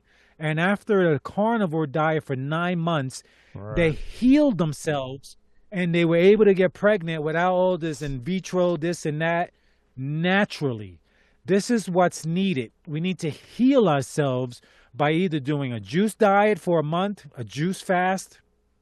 It'll reboot your system. Doing a dry fast for a week could reboot your system, or going on a carnivore diet where you eat nothing but meat, eggs, anything from animal products. So eggs, in fact, the video that you just opened, the guy, he eats only beef, bacon, butter, and eggs. That's all he's been eating for 1,000 days. This guy, yeah. And so really great. And he's also interviewed hundreds of people. And this here with the doctor, this doctor taught him that he should have living organism like, what's the word? Look how fat he was and look how he is now. So by having, when you put vegetables and everything in a jar, it fermented. By having fermented foods. And so he didn't want to go into the vegetables. So the doctor said, just drink the liquid from fermented foods. And then he went further to say, just drink the liquid from a fermented milk. So that's what he does now. And that extra, having that extra live bacteria in your stomach massively increases the efficiency of your stomach to be able to break down food and absorb nutrients. And so massive health benefits to this carnivore diet. But again, you can't have any wheat, any bread, no vegetables, no fruits. It's just carnivore. And that's what I did for about 4 months. And then afterwards, because of cost and everything and just wanting to enjoy other foods, I started incorporating other things, some vegetables. So when I'm making meatloaf, I'll have it. Because thankfully, we're not like sick or anything. We're not trying to heal anything. We just want to eat healthy. And so I've optimize your reintroduced performance. some vegetables. Yeah, but to heal, the carnivore diet is great because there's nothing easier than preparing a steak, Depending on how thick it is, you're looking anywhere from 6 minutes to 20 minutes. I'm a steak guy. Yeah, Donna, I love it. Donna is, right now, we were just talking about it yesterday or day before, or last couple of days. She was searching the difference between kimchi and sauerkraut, which is cabbage fermented, And she was going, because she's a sauerkraut girl, man. She loved her some sauerkraut. And the kimchi came up as being more healthy because it has different spice, more stuff, ancient Chinese secret of Korea, whatever the hell.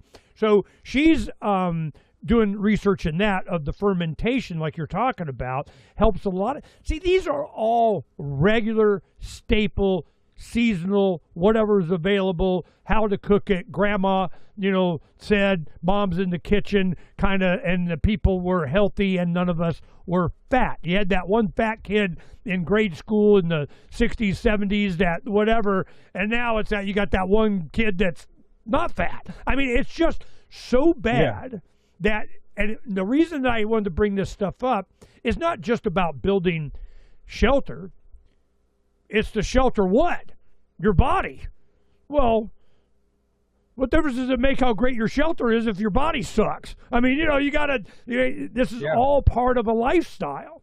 So, Aircrete Harry is not just about, different building techniques, and you kind of, not even that much Aircrete anymore, but, it's a philosophy.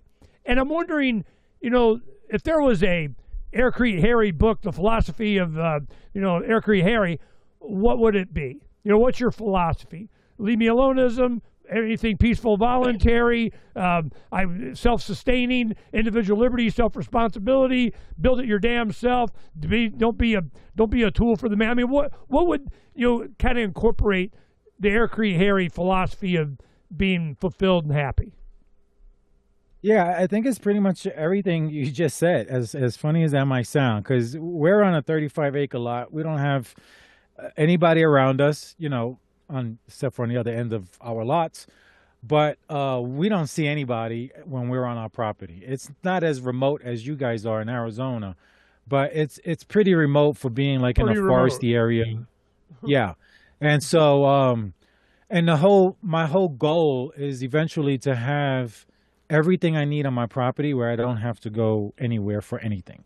To be self-sufficient, self-reliant, to be healthy, to learn what are the best ways to get yourself healthy, because there's so many people are sick. Also, like that, I'll just jump real quick to another quick subject is of this product called shilajit. Shilajit is a mineral that comes from the mountains. It originated in the Himalayas where they were collecting it, but then it was found later that other mountains, 6,000 feet and above, the mountains excreted this tar in its raw form, and it looks like a rock, but you break it down. I went harvesting. I went climbing mountains and found this stuff and harvested it, and basically the shilajit has over 80 minerals in it, including small traces of uranium. Like a friend of mine had a sample tested at a lab, spent $1,000 to have it tested to find all these minerals and everything in it. And so from the samples that I collected in the mountains of Crestone, I processed it. I bought myself a centrifugal machine to filter it as best as possible. So I made some really good, pure shilajit. I think purer than what they sell in most places. I don't think they're doing the process like I'm doing. And then I'm adding colloidal gold. So I have gold rods that go into distilled water with a low current. And the same way you make colloidal silver, I make colloidal gold. And this colloidal gold I'm adding to my shilajit. Because I have the BioWell device that tests your body's energy. You put your fingers in the machine, and it'll tell you anything wrong with you. It's really incredible. And so I did all kinds of tests on myself with this machine, from wearing a kafta made of linen, which is supposed to have a high spin energy, opposed to other materials like cotton or synthetic fabrics. And I tested myself and saw a difference. I smoked marijuana, did before and after test, and saw the difference on the machine, and as well as taking colloidal gold and seeing the results. We can't share my screen now, but I could pull it up and you can see my charts that show the difference in my body's energy, my aura field, all of these things from doing these different processes. So this shilajit, since I've been making it the past 3 weeks, I've been sending some to family and friends. So I have my friend Dan and his wife Cheryl. They're in their 70s, and they got all kinds of aches and pains all over their body. Every ache and pain has gone away since they started taking shilajit, a natural mineral coming from the earth. My mother, psoriasis. Yeah, I'm looking on here. I said, what does it come from? It is from shilajit is a dark khaki substance and a commonly used supplement in Ayurveda, whatever, translated from Sanskrit. Shilajit means the destroyer of weakness. So I'm going, okay, well, that's cool. And it's made, which speaks to incredible properties of whatever, but it doesn't come directly from a plant. It is created from the slow decomposition of plant material over many centuries deep in the rocks of mountainous regions across the world. So this is a unique, ancient Chinese secret stuff. How'd you even hear about this? Yeah, I have some acquaintance of mine introduced me to a fellow from Ukraine who was taught by another Ukrainian about this. And he was taught about where to look for it and harvest it and how to process it. So that knowledge got shared with my acquaintance who shared it with me. And then we all got together and I got to see the entire process from collecting it, which can be dangerous. In fact, I have new mountain gear, climbing gear that I bought that's coming the end of the month that I'm going to be using to help me go harvest some more from the mountains because I'm out right now.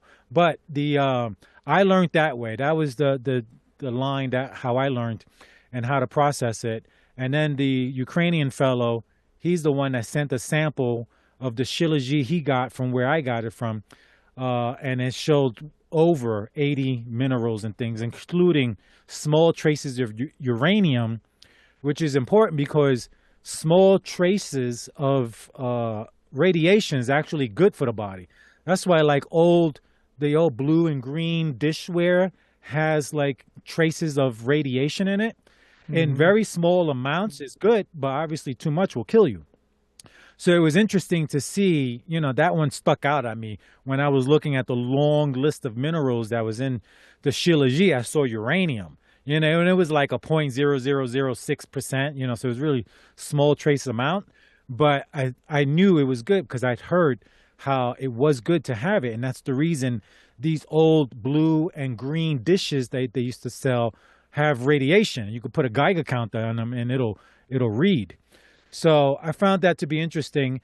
And the testimonial I heard from the acquaintance he's 73 years old. He'd broken his neck at one time. His back was all jacked up, crazy inflammation. He's a contractor. He does work building homes. And after he told me, and this was the day I was with them to go harvest the stuff. I didn't know anything about it. After he said, from the moment he started taking it, every pain in his body went away. He woke up. He didn't have any back pains, his neck pain, inflammation was gone. His testimony is what sold me to even try it. So I said, okay, I'll try it. And after we finished climbing the mountains, there was no place level. You couldn't just stand up. We were at an angle the whole time. My legs were burning from, having to hold myself at an angle the whole time for hours that we were climbing these mountains to harvest this stuff. And then carrying, almost 100 pounds of this stuff back, through the mountains. That night, I took shilajit for the first time. I took it in my mouth, right? Went to bed. I woke up at like 5 a.m. I didn't get up out of bed, but I woke up and I could feel my legs were burning. Like I had a serious workout because I hadn't been working out. Imagine you don't work out at all and then you go and start lifting like 300 pounds. You know how sore you're going to be the next day? So that's how sore my legs felt. They were burning. I fell back asleep. When I woke up 2 hours later, I had no pain at all, no soreness or anything. I was like, what? I was in such disbelief. I didn't even know what was happening. I was like, I know I woke up and felt pain in my legs, but then when I got up out of bed, 2 hours later, I felt no pain. So I was like, that was the first thing for me. And then, a few months ago, I was building a dome. We were working every day, mixing concrete and everything. We were taking shilajit every day. I felt no soreness at all. Then 2 weeks ago, I sent a sample that I made. I was waiting to send my mother a pure sample. I was waiting for my centrifugal machine so I can make a very pure form of it. I sent it to her. She's in her 70s. She's got, arthritis, inflammation, psoriasis, this and that. She said after she took it, 3 hours later, her inflammation went away. She was in disbelief. She could use her hands again. She's talking about she had inflammation every day. She was going to a doctor to get some kind of shots to help with the inflammation. She took these shilajit once, and it cured her of inflammation, and a whole bunch of pains and aches she had went away. I sent it to my uncle in Florida. He and his wife, they're both late 60s, all kinds of illnesses, both talking about pains have gone. My uncle had some metal plate implanted in his neck. Pains are gone. Every pain is gone from a natural mineral that comes out of the earth. No medications. So to me, I feel like this is, and it also helps with the brain, like your cognitive abilities. You know, if you got dementia or getting on the verge of getting dementia or whatever, Shilajit is the answer. Now, I haven't bought Shilajit. I've seen some videos on the process of people who sell Shilajit on Amazon making it, and their process is nowhere near as clean as my process. So after I go harvest more, I will be offering Shilajit for sale with my gold infused, colloidal gold infused Shilajit. And the colloidal gold, you know, the gold just helps with connections and everything. It's like really good and very small. Woo, they got doses. Shilajit gummies with sea moss. Yeah, that's So it's probably a good with the sea moss. It's a thing. Okay, so damn. All right. Yeah. You know, Again, the thing is, I can't, I wouldn't trust every Shilajit source because I've heard they'll add other things into it, you know, so they can make money. I can promise you what I did was as pure as you can get. Shilajit. I don't know. These Shilajits might all work the same as what I've collected personally in the mountains of Colorado. well, what do you collect it? How do you know? Does it have a little sign like a plant say Shilajit here in this crack? I mean, how the hell do you know? Yeah, so the Shilajit has a very distinctive smell and an even more distinctive taste, which is not good, but you'll get used to it. It doesn't take long to get used to it. The Shilajit is excreted from the mountains, and it has to be in an area where rain and snow cannot touch it because otherwise it'll just wash away. So you normally look in either caves or areas where there's a big overhanging cliff that will protect the area. And so I use my drone to fly it around and I look for it, and then I'll figure out how to climb up to get it. But you'll find it in crevices, and you can get a few 100 pounds, and it looks like a black rock, pretty much. And there can be feces from animals in there, from birds and squirrels or whatever, and so that's part of the filtering process to get all that stuff out, which is why the centrifugal machine I have is so good to do that. You know, it's the same thing they use to separate your blood. And so it's just a larger machine that I have. And so that's how you find it. And once you see it, you know, once you know what it looks like and definitely what it smells like. And so you can find it just from smell because it can be really, really strong. And so after you find it, that's it. Then it's just a matter of harvesting it and then processing it and purifying it. You know, I just ordered it just now, just to give one of them a shot, whatever, wasn't that much, just to see what kind of immediate impact. One of the things is, I'm very basic in what I add or subtract from my diet and stuff, so I can tell what impact something has. You start changing a whole bunch of stuff at one time, and you have no idea what happened. And just being out, I tell you, the biggest thing is the stress level. The one thing that I could tell, like bulletproof coffee, adding the fats and butter and unprocessed coconut oil, and like the Shilajit mindset of fulvic acid. Fulvic.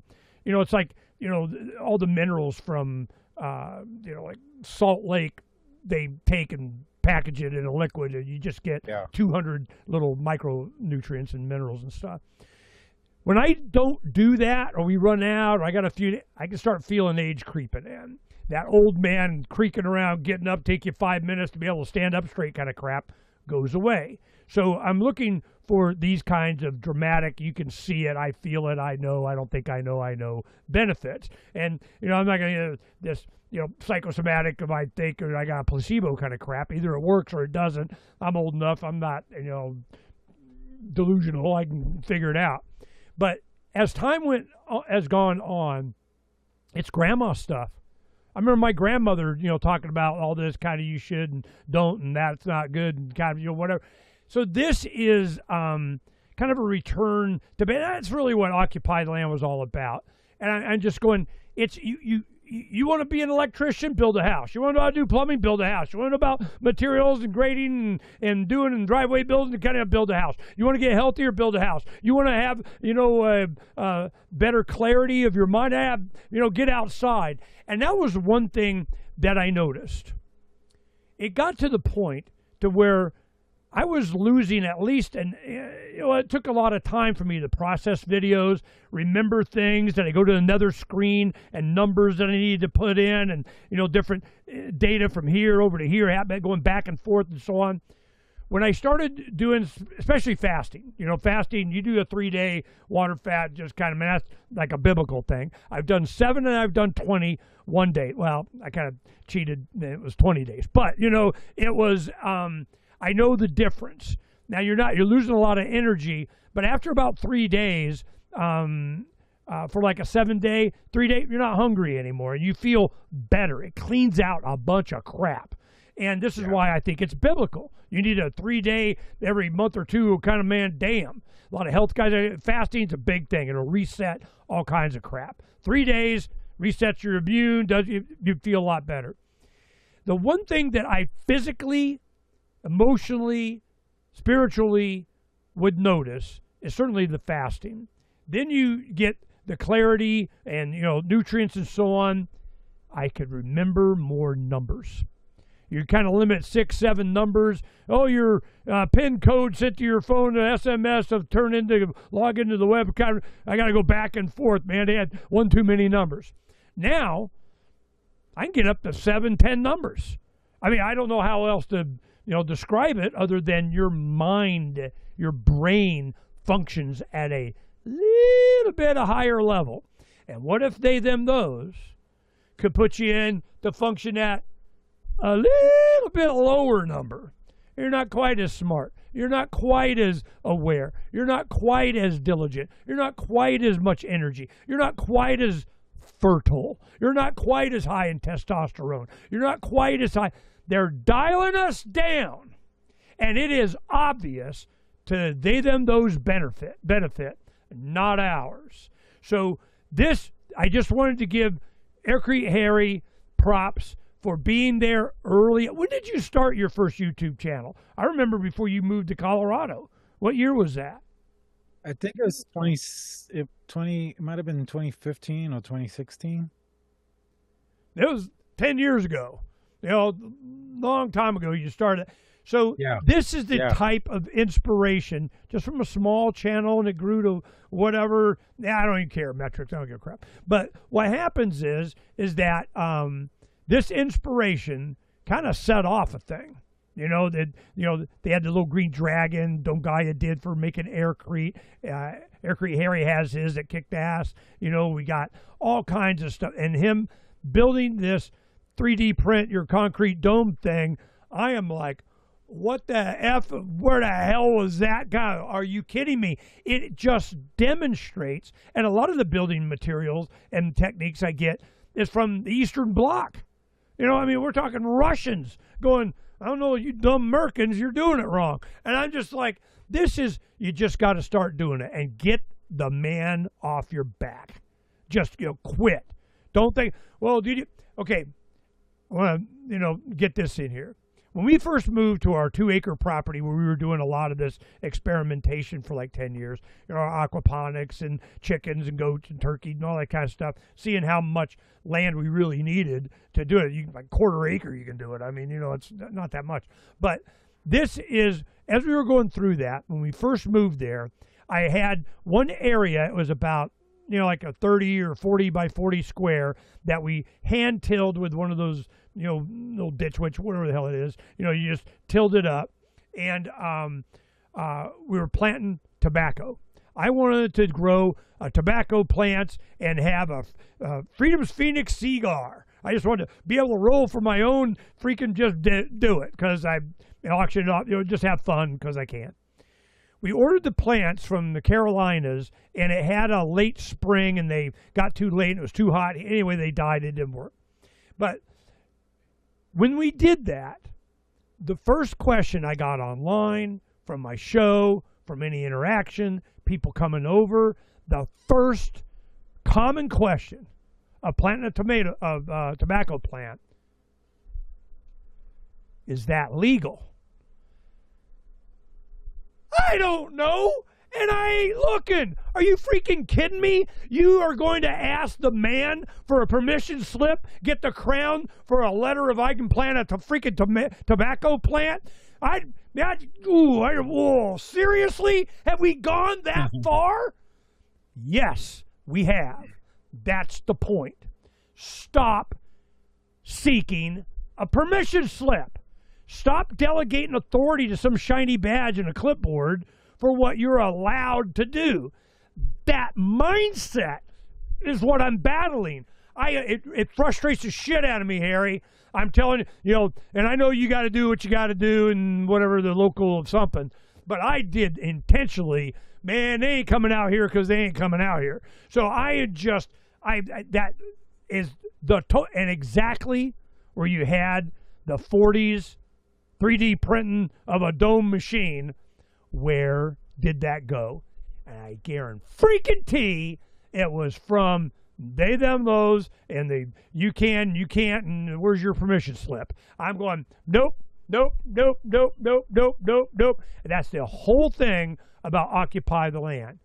Quit setting your mind up to fail by somebody else's opinion. Aircrete Harry has been a really good example of this, just doing it, experimenting, sharing, not being, so locked in he's not going off to something else. And he has been productive. You have workshops. How often do you do that? How many people come? I've seen a lot of, you need some help building stuff. How does that work out?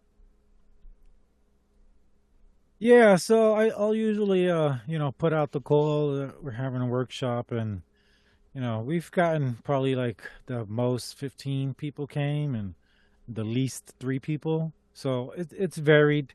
Like I mentioned, we're considering doing a workshop for a hybrid rammed earth dome structure, and that will more than likely be in New Mexico if we end up doing that. If this machine gets built, I'll have a workshop on using the new dome printing machine here on my property. But you mentioned something before about the chickens, and I wanted to interject something on that, because I also have chickens and ducks, and there's a method of creating a box where you can feed your chickens forever without having to purchase chicken feed, and that's black soldier flies.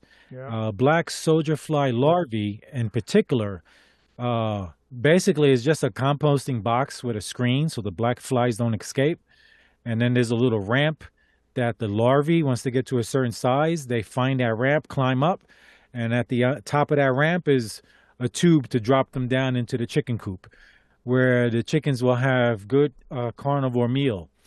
And all you got to do is put, your food scraps in that box. And so I've designed a black soldier fly larvae box for the purpose of, again, self-sufficient, self-reliant.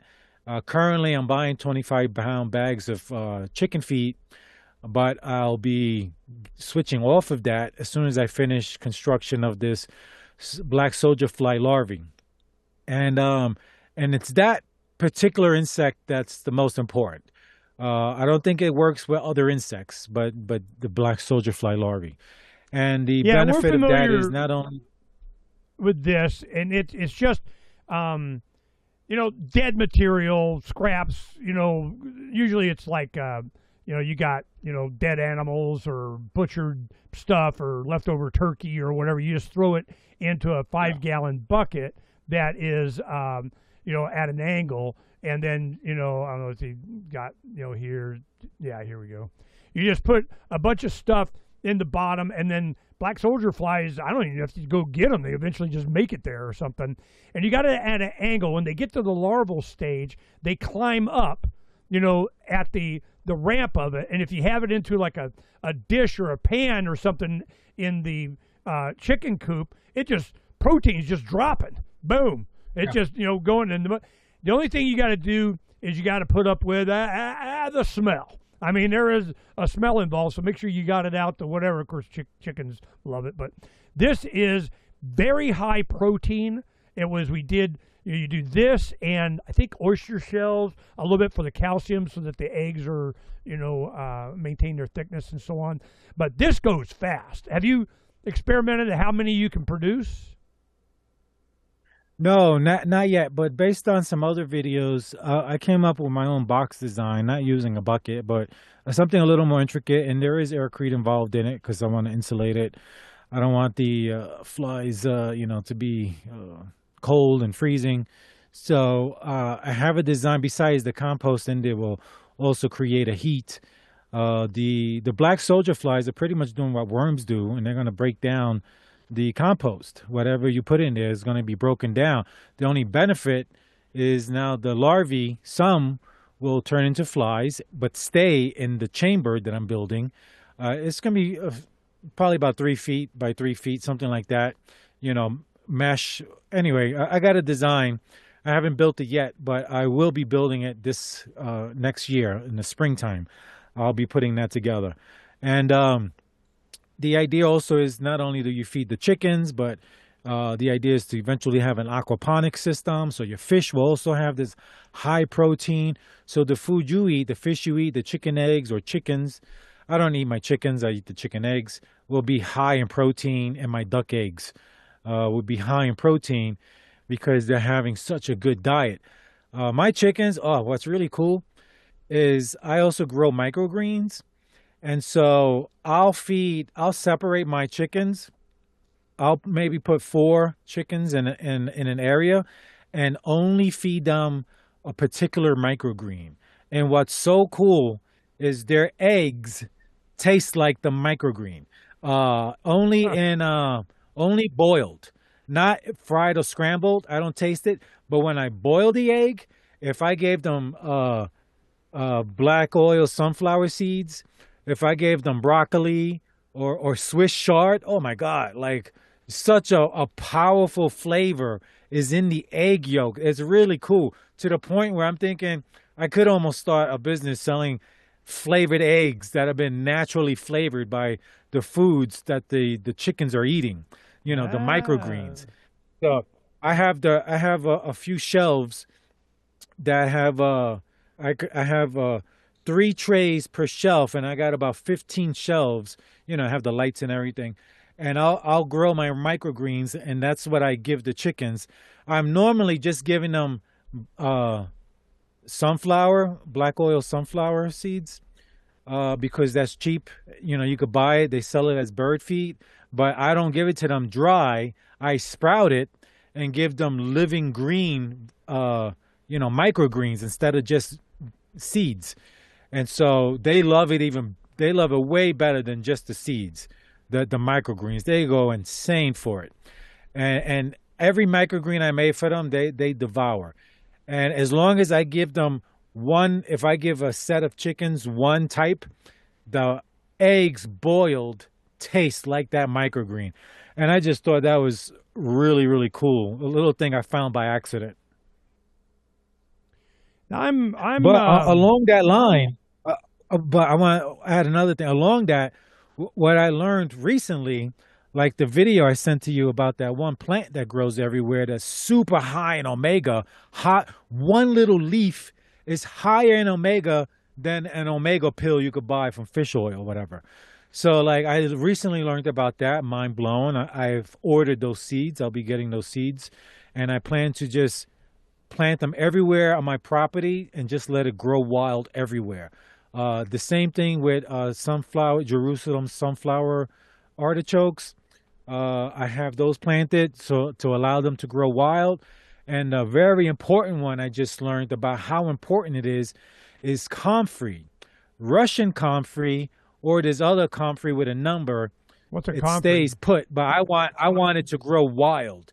And the comfrey is a free fertilizer. The comfrey leaves break down within 48 hours.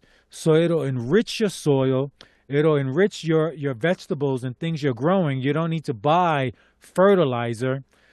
Before comfrey was given a bad name in the early 2000s, people were using it as their fertilizer. You know, fertilizer is a $300 billion industry or something, and they would be out of business if people were aware of comfrey, because comfrey was the main thing used for centuries to fertilize the plants. Now, it's not healthy to eat the comfrey leaves. They found you can damage your liver, but it's perfect for fertilizing your garden, your other plants, because the leaves break down so quickly. And the Russian comfrey, from the research that I've done in the past few days, is the best one, especially if you want it to grow wild. And you could have a 1 acre lot of comfrey that'll produce 100 tons a year of fertilizer for you. 100 tons from 1 acre lot of comfrey. It's really amazing what I just learned recently about this comfrey. It's the deepest root. It'll go 10 feet down to really pull those minerals and nutrients out of the soil. And it'll enrich your soil. So your clay soil, you can grow comfrey and it'll enrich it. So really an amazing plant that I just recently learned about. And another game changer for being self-sufficient, self-reliant, and saving money. You know, one of our friends, Bob, he's a good friend of mine that's out here. He was just out yesterday, and he lives out here in the desert also since like 2000. I mean, he's been doing it for a while. And he just retired as a supervisor out at the Palo Verde nuclear power plant out here. And that's, you know, so the boy's got skills. You know, he knows what's up. And he's a pilot, got his own plane. But, you know, he loves the desert, just being out here. He and his 20-year-old son, or just turned 21, came out playing tractor and so on. He gets down on his research YouTube quest, different, you know, in geology or soil or history or whatever. He'll get down on, you know, some kind of, you know, Aircrete Harry theme of whatever interested him that month. And one of the things that of late has been what you're talking about has been ancient crops and seeds. It's going, holy crap. There is so many different plants that much higher in protein, a lot healthier for you. It fed natives for thousands of years, that you have all over the Middle East, drier climates, arid, you know, resistant, yada, yada, yada, and they're gone. And you can find them. They're there. You got to order them. You can start, you know, creating a seed bank for yourself. But they weren't for combine big harvesting of we can feed the masses with Kellogg's, you know, did you get your Wheaties kind of, and we got to put stuff in it so you don't die. You know, they put some supplement, whatever. But this has been such a revelation over the last month or so of how did people live? What did they do? I had no idea. I got mesquite beans coming up my butt out here. You just take the whole pod and you make flour. And it's just, this is how did the natives survive? And it was on the stuff that was available here that they have almost made extinct, certainly on the market shelf, that we're picking up on, and Aircrete Harry is taking care of business. So what is some of the stuff that you've come across? You're going, damn, you know, some more seed or lines that you're going to start growing. Yeah, well, the ones I just mentioned are the main ones. The plants we have on the property that are natural, the cactus, the prickly pear, me and my wife, we go crazy for those things. Arizona, they get even bigger than they do here in Colorado. You know, in Arizona, they'll get like 3 or 4 inches in size. And it's the fruit, really good. The purple ball that goes. Well, I just wanted people to understand what it was. It's like this big purple ball that comes on. I don't know what time of year that does that, but there are a lot of them. Yeah, yeah. It's around September and October you can harvest it. And as well as the what's the other thing called? The I guess banana cactus or something. It's another fruit that grows from another cactus species that's so freaking delicious. You know, It's called we gotta what? try and I think it's uh banana uh oh no, is it cucumber? I forget. It's a plant. It's a desert plant, and it's a fruit that grows, and it's a lot of them will grow on a plant, and they looks like a it looks like a cucumber, and they're really sweet. They got a lot of seeds in them, but there's a lot of flesh too, and you could put them in the oven, you bake them, and then you could eat them up, and they're just so freaking good. What is that? No, no, I forget the name right now. It slips my mind. But it's a plant that grows on the property here. You know, it's a native plant, and so uh, our my wife and I we spoke about this this year. Next year, we're gonna create a crop with them. We're gonna get a patch of land and then put a bunch of prickly pears. We're gonna plant them so we can harvest in September, October. They get nice and purple like that, and they're really sweet, you know. And what you do is I grab a pair of tongs and you pluck them off because they have you know the needles on them, and I just put them over a fire, burns the needle off, and that makes them safe. And you can eat them just like that with skin and all, or you could juice them, or well, that's the only way we've done it. And that bulb, the cactus itself, is also supposed to be really good. But we haven't tried it yet because it was already towards the end of the season. You want to catch it early, and you can get that green bulb and fry that up. We did try it while we had it, and it was really good. You know, I fried It's it up sweet. real I mean, good. they make jams out of it and tell them at the Yes. trading post, the tourist traps, whatever, getting cactus, and you get it along with your scorpion sucker or whatever. But you know, one of the things you wonder, the natives here have darker skin that less susceptible to ultraviolet, just like evolution of black skin in Africa kind of thing. Native Americans here, you get more North Scandinavian, you get more Caucasian, that kind of crap. Well, what happened was, I'm going, I mean, still, man, you're out in the sun. What the hell? You split these prickly pears, and there's different cactuses, aloe vera, prickly pear. It's all natural sunscreen. There's all kinds of different things that you get from these cactuses. And we don't have a lot. We have some giant saguaro, mesquite, palo verde, a little bit of cactus here, a little bit of ocotillo, a little bit. But our land is mostly creosote. And but we do have a lot of cactus around us. So I just got a couple electric bikes. We're going to go explore them without trashing the desert. And that one's coming home, and that one's coming home. Oh, did I say that out loud? Is that legal? I don't care. I will give me a little cactus. You guys get over it. So this is going to be a lot of this medicinal and food stuff. It's like in one of our lands we had a fig tree, pomegranate, apricot, citrus. So we're going to replicate a lot of these, but we have to deal with the water thing so that we could live off our land, even in the Sonoran freaking desert. I don't want to hear anybody's whine and crap, Yeah, but I have in my place and it's so, and I go, Is it in the desert? I don't want to hear your whine and crap. We're up in the desert. And where Aircrete Harry is, the problem that he has that I don't have is, well, colder temperatures, but he's dealing with that, is the ground.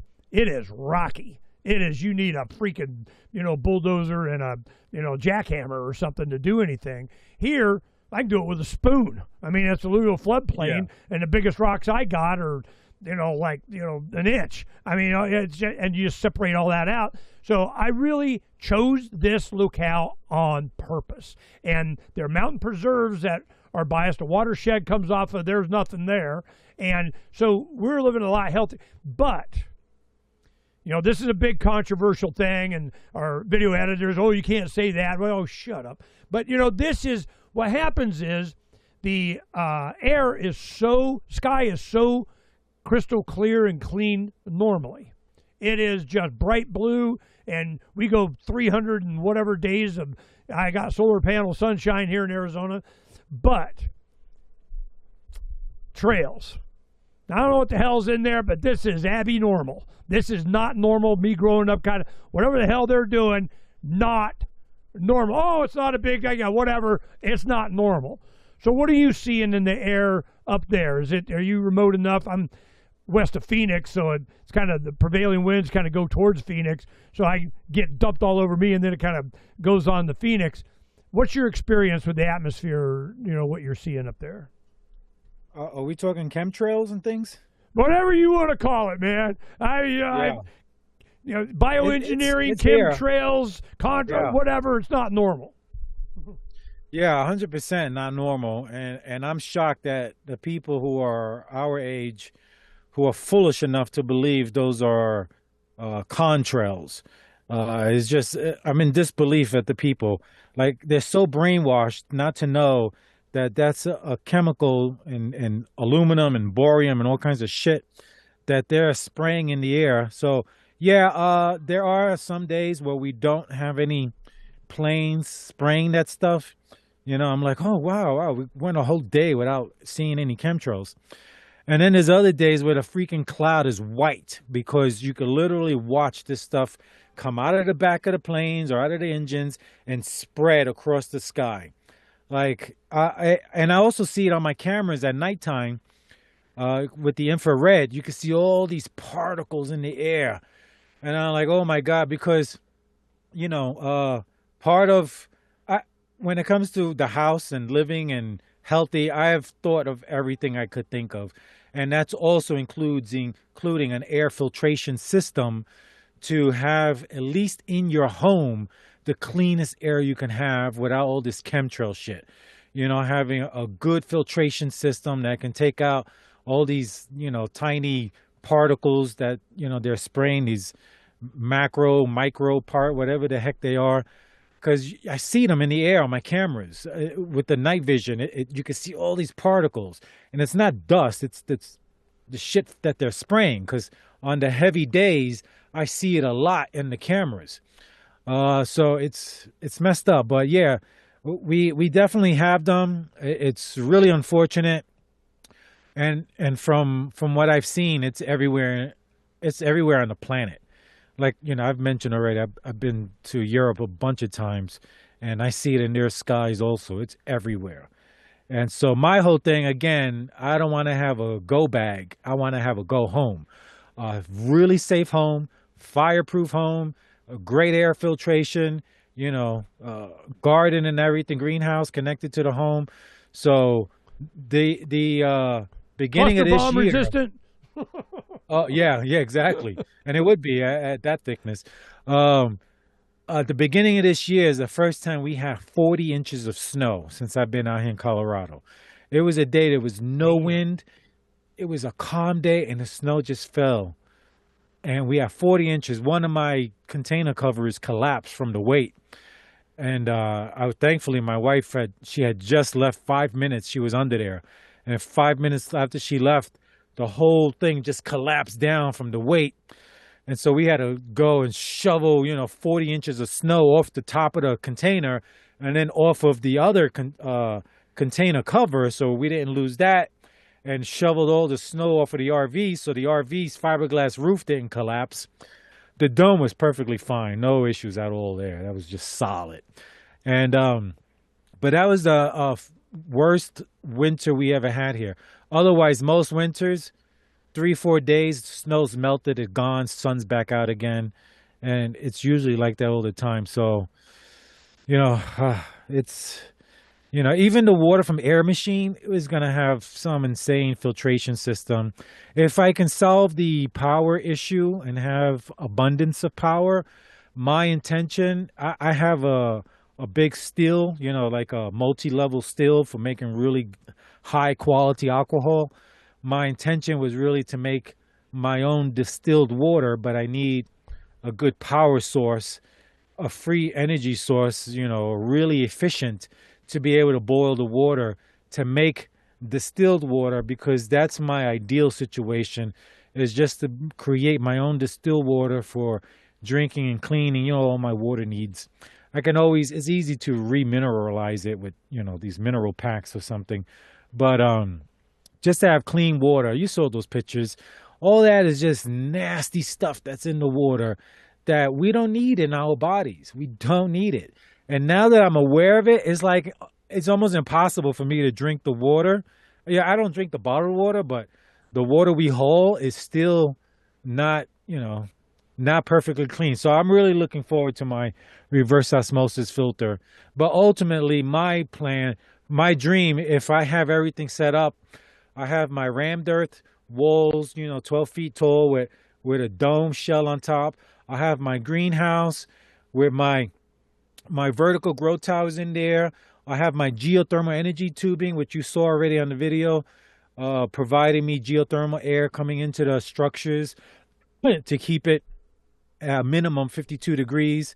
And then with my my Ondo or my Roman floor heating system, and just to have a nice system with everything you need and have it be as passive a system as possible. Just incredibly passive where there's no concerns. You can go away. You're not worried about water freezing or pipes bursting or anything like that. You just have, because if you got geothermal air coming in and that's 52 degrees all year round, it doesn't matter if it's, 30 degrees below zero, the air coming into your house is 52 degrees, then you're already ahead of the game. You just have to heat it up a little bit to make it more comfortable. Otherwise, if you like heavy blankets and sweaters, it's perfect temperature for that stuff. But yeah, ultimately it's just to be self-sufficient, self-reliant, save maximum money. That's why, like you're doing with the Hyper Adobe, and what I want to do with the rammed earth is really important for saving money, using very little cement in that mixes to make it stabilized. And then, having all our food, having our chickens and ducks, being able to eat, healthy microgreens, black soldier fly larvae for high protein source, so that we can eat those eggs and chickens and foods that's really healthy. And then, doing shilajit, doing a water enema, even just a water enema twice a week would massively help so many people. Oh my God. Because when I went to India the first time, I went to an ashram I was there for 30 days. We were doing water enemas every day, and I could not believe how good I felt and how clean I was. I knew there was stuff that was in my guts for years that came out from doing water enemas. And it was really simple to do, and it made a massive difference in my health. I didn't do the coffee enemas. I just did water. But I know the coffee, like you mentioned earlier, is good for detoxifying. Well, you do a your 3-day fast. About the third day, it all starts coming. I mean, you're pooping for a couple of days, even though you're not eating anything. That's all that crap that's just coming off your intestines. So that's one of the biggest benefits of doing the fasting for a few days, is clearing out your GI system. Yeah, absolutely. And even the juicing, again, that's another fast. You're removing the fiber. It's very different. Also, I never mentioned smoothies. So juicing, so everybody's clear, juicing is when you remove all the fiber and all you have is the liquid. Smoothies are different. All the fiber remains. And I would have smoothies occasionally when I was feeling hungry. I wanted to fill my belly. And so I would make a smoothie with all the same vegetables I use for the juice, except I would blend it and keep it as a smoothie. I would use coconut water as the liquid, and then I would make smoothies like that. And then when I did that, I would add all these other things I got, like, oh my God, I got so many. I got all these different mushroom powders. You got mushrooms and peptides, and I got all these things when I make smoothies, which I don't do very often. But my maca powders, I make some really good smoothies, really healthy. Yeah, the this is a good time to make the cartilage. Thank you. I just wanted to make sure people understood the difference. A juicing, really it was a smoothie. We just used a blender and you kind of do, but that's not really juicing. That's like you say, a smoothie. Juicing is it crushes it. In a worm gear kind of, the best ones, it just crushes it and it squeezes it and it presses it and all that juice comes out without all the fiber material. It's just the juice. So juicing and juicing, smoothie eyes are two different things. You can still get the benefit. I don't mind the fiber, but just so that juicing, Gerson therapy, and what you call a smoothie, it's the same base products. It's just a different way of doing it. And one of the benefits is with the juicing, when it presses it and does that, it's not the heat of the spinning of the blades for the smoothie, because it's more nutritious or better doing the juicing pressing part. And you can do it with a press, all kinds of different things, but you put forth that extra work, you're not increasing the temperature of the cells with the friction of the blades.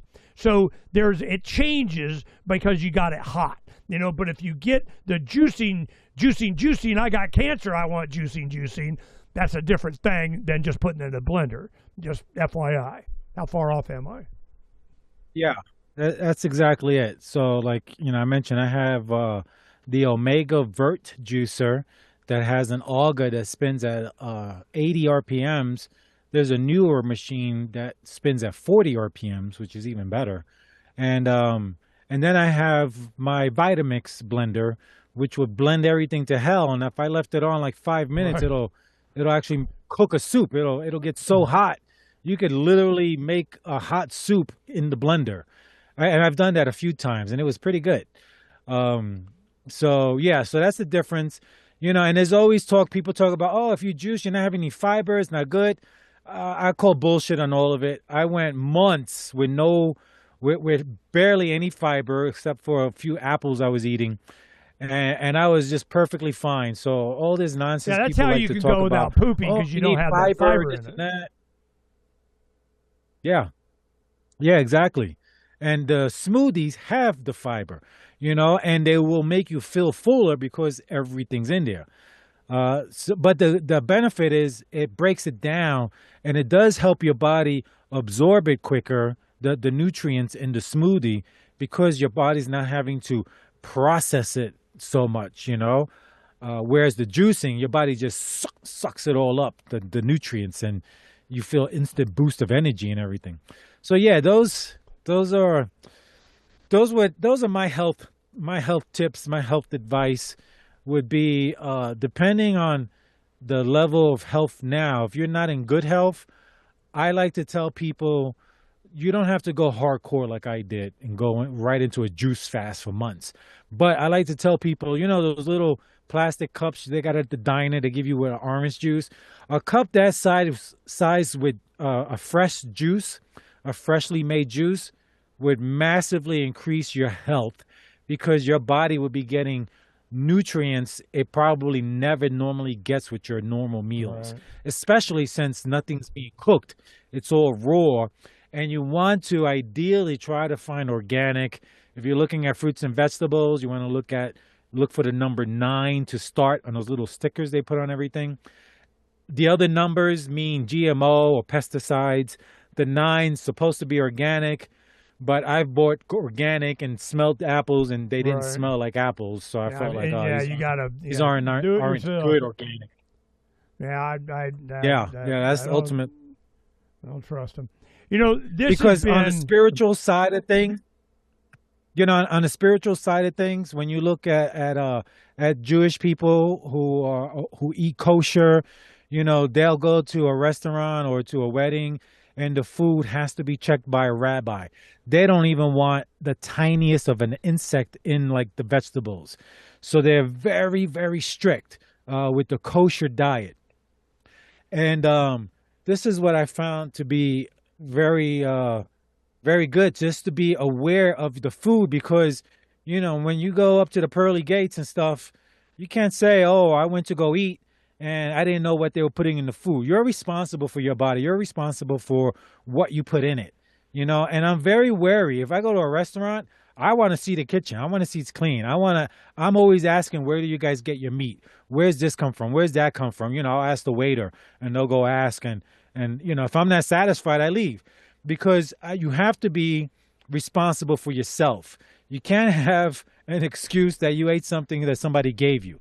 I just personally don't do that, and So for me to grow everything myself, as far as my vegetables, and if I know the farmer who's raising cattle and things, that is the ultimate goal for me. Like, there's one company in Texas that they say they have the meat and it's not injected, it's all grass raised, grass finished and everything. It's expensive, but I'm considering ordering from them as well, because they're making so many claims that I'm going to believe them, because I have to believe there are people that want to do good for not only their animals, their own health, but for other people, unlike people that just fall in line and inject their animals with all kinds of antibiotics and steroids. There's an and Arizona rancher up in northeastern Arizona, not far from you, that offers that very thing. That's what they're doing with the Liberty community, is they're having, organic beef. And we get from a friend of ours in Missouri. We make the effort, but I got to get my root cellar and freezer down and do it. I got years, man. I got years, and you've been there years, and it's years and years, and we're almost a year on this show.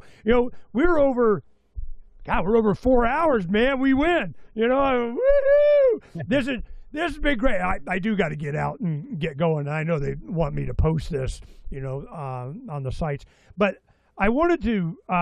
There's one thing you mentioned, kosher. We used to have a pizza restaurant, and we delivered. And I got a call from a rabbi one time, and they go, "Man, everybody loves your pizza. It's the greatest pizza." And he goes, "But I can't, say it's kosher, unless you're not using the same blade or knife that you'll cut something with meat and you get that oil onto, unkosher, whatever the hell, the way they wanted it." And they asked if he could come by and lay hands and kosher me if I had a blade that was kosher and use that separately. And I go, yeah, because we were at a Jewish community in the area where we were. And I go, I don't care. That's good. We just put a K on there and, do it, and you're all kosher. They were very appreciative of that. Probably sold 6 pizzas that way or whatever. I don't know. But it was just, I'm willing to do somebody's dietary, because we had quality products. We didn't use crap. And this is such a good show for just the mindset of health of your mind, health of your spirit, health of your body. This is so exactly what we've been going for, and why I was attracted and wanted to visit you and, check out some of your techniques. And I experimented quite a bit, to the point I even ordered carbon nanotubes, power. I was making them, in my lab I had in my barn, with a tube furnace. And that's a long story, but I was taking them from methane and argon and helium and putting in a tube furnace with a catalyst to grow, just because I was doing carbon nanotube nickel iron batteries. But that technology, those nanotubes, what happens when you add it to Aircrete? So we did that, and I put it in there, and it did make a difference, but not enough to, it's all of a sudden it's super strong. Aircrete's Aircrete. And but it did, the reinforcements and the basalt fibers, that kind of thing really did make a difference. So we are doing a lot of this stuff, and a lot of it was inspiration of you. And I really appreciate that. And you've been very kind to us, coming on the show, spend a lot of time with me. We got to go visit, and hopefully we can get you down here sometime. That'd be cool. But the I'm looking forward to visiting you guys. Yeah. It'll be awesome. But it's like you. It's just me and my wife. She's out there now doing stuff. So what we're going to go ahead and do, we need to wrap it up. But man, I thought we'd be lucky we get 2, maybe 3, 4 hours, 17 minutes. Holy crap. So we got lives. But what we're going to go ahead and do is have you on more often. I appreciate, you sharing stuff with me. And, it was time to talk to Harry again. This Occupy the Land concept, I'm not really about how. It's why. Why are we doing this? Because we need to. Well, what are you doing? What difference does it make? Just do. Get out there and start doing. Do what these people, go research, go whatever, add to the knowledge pile. Because it's not about exactly how we're just demonstrating that you can. Can we live as comfortably and efficiently as Romans? What the hell? I mean, come on, you know? So this is what Harry has been demonstrating.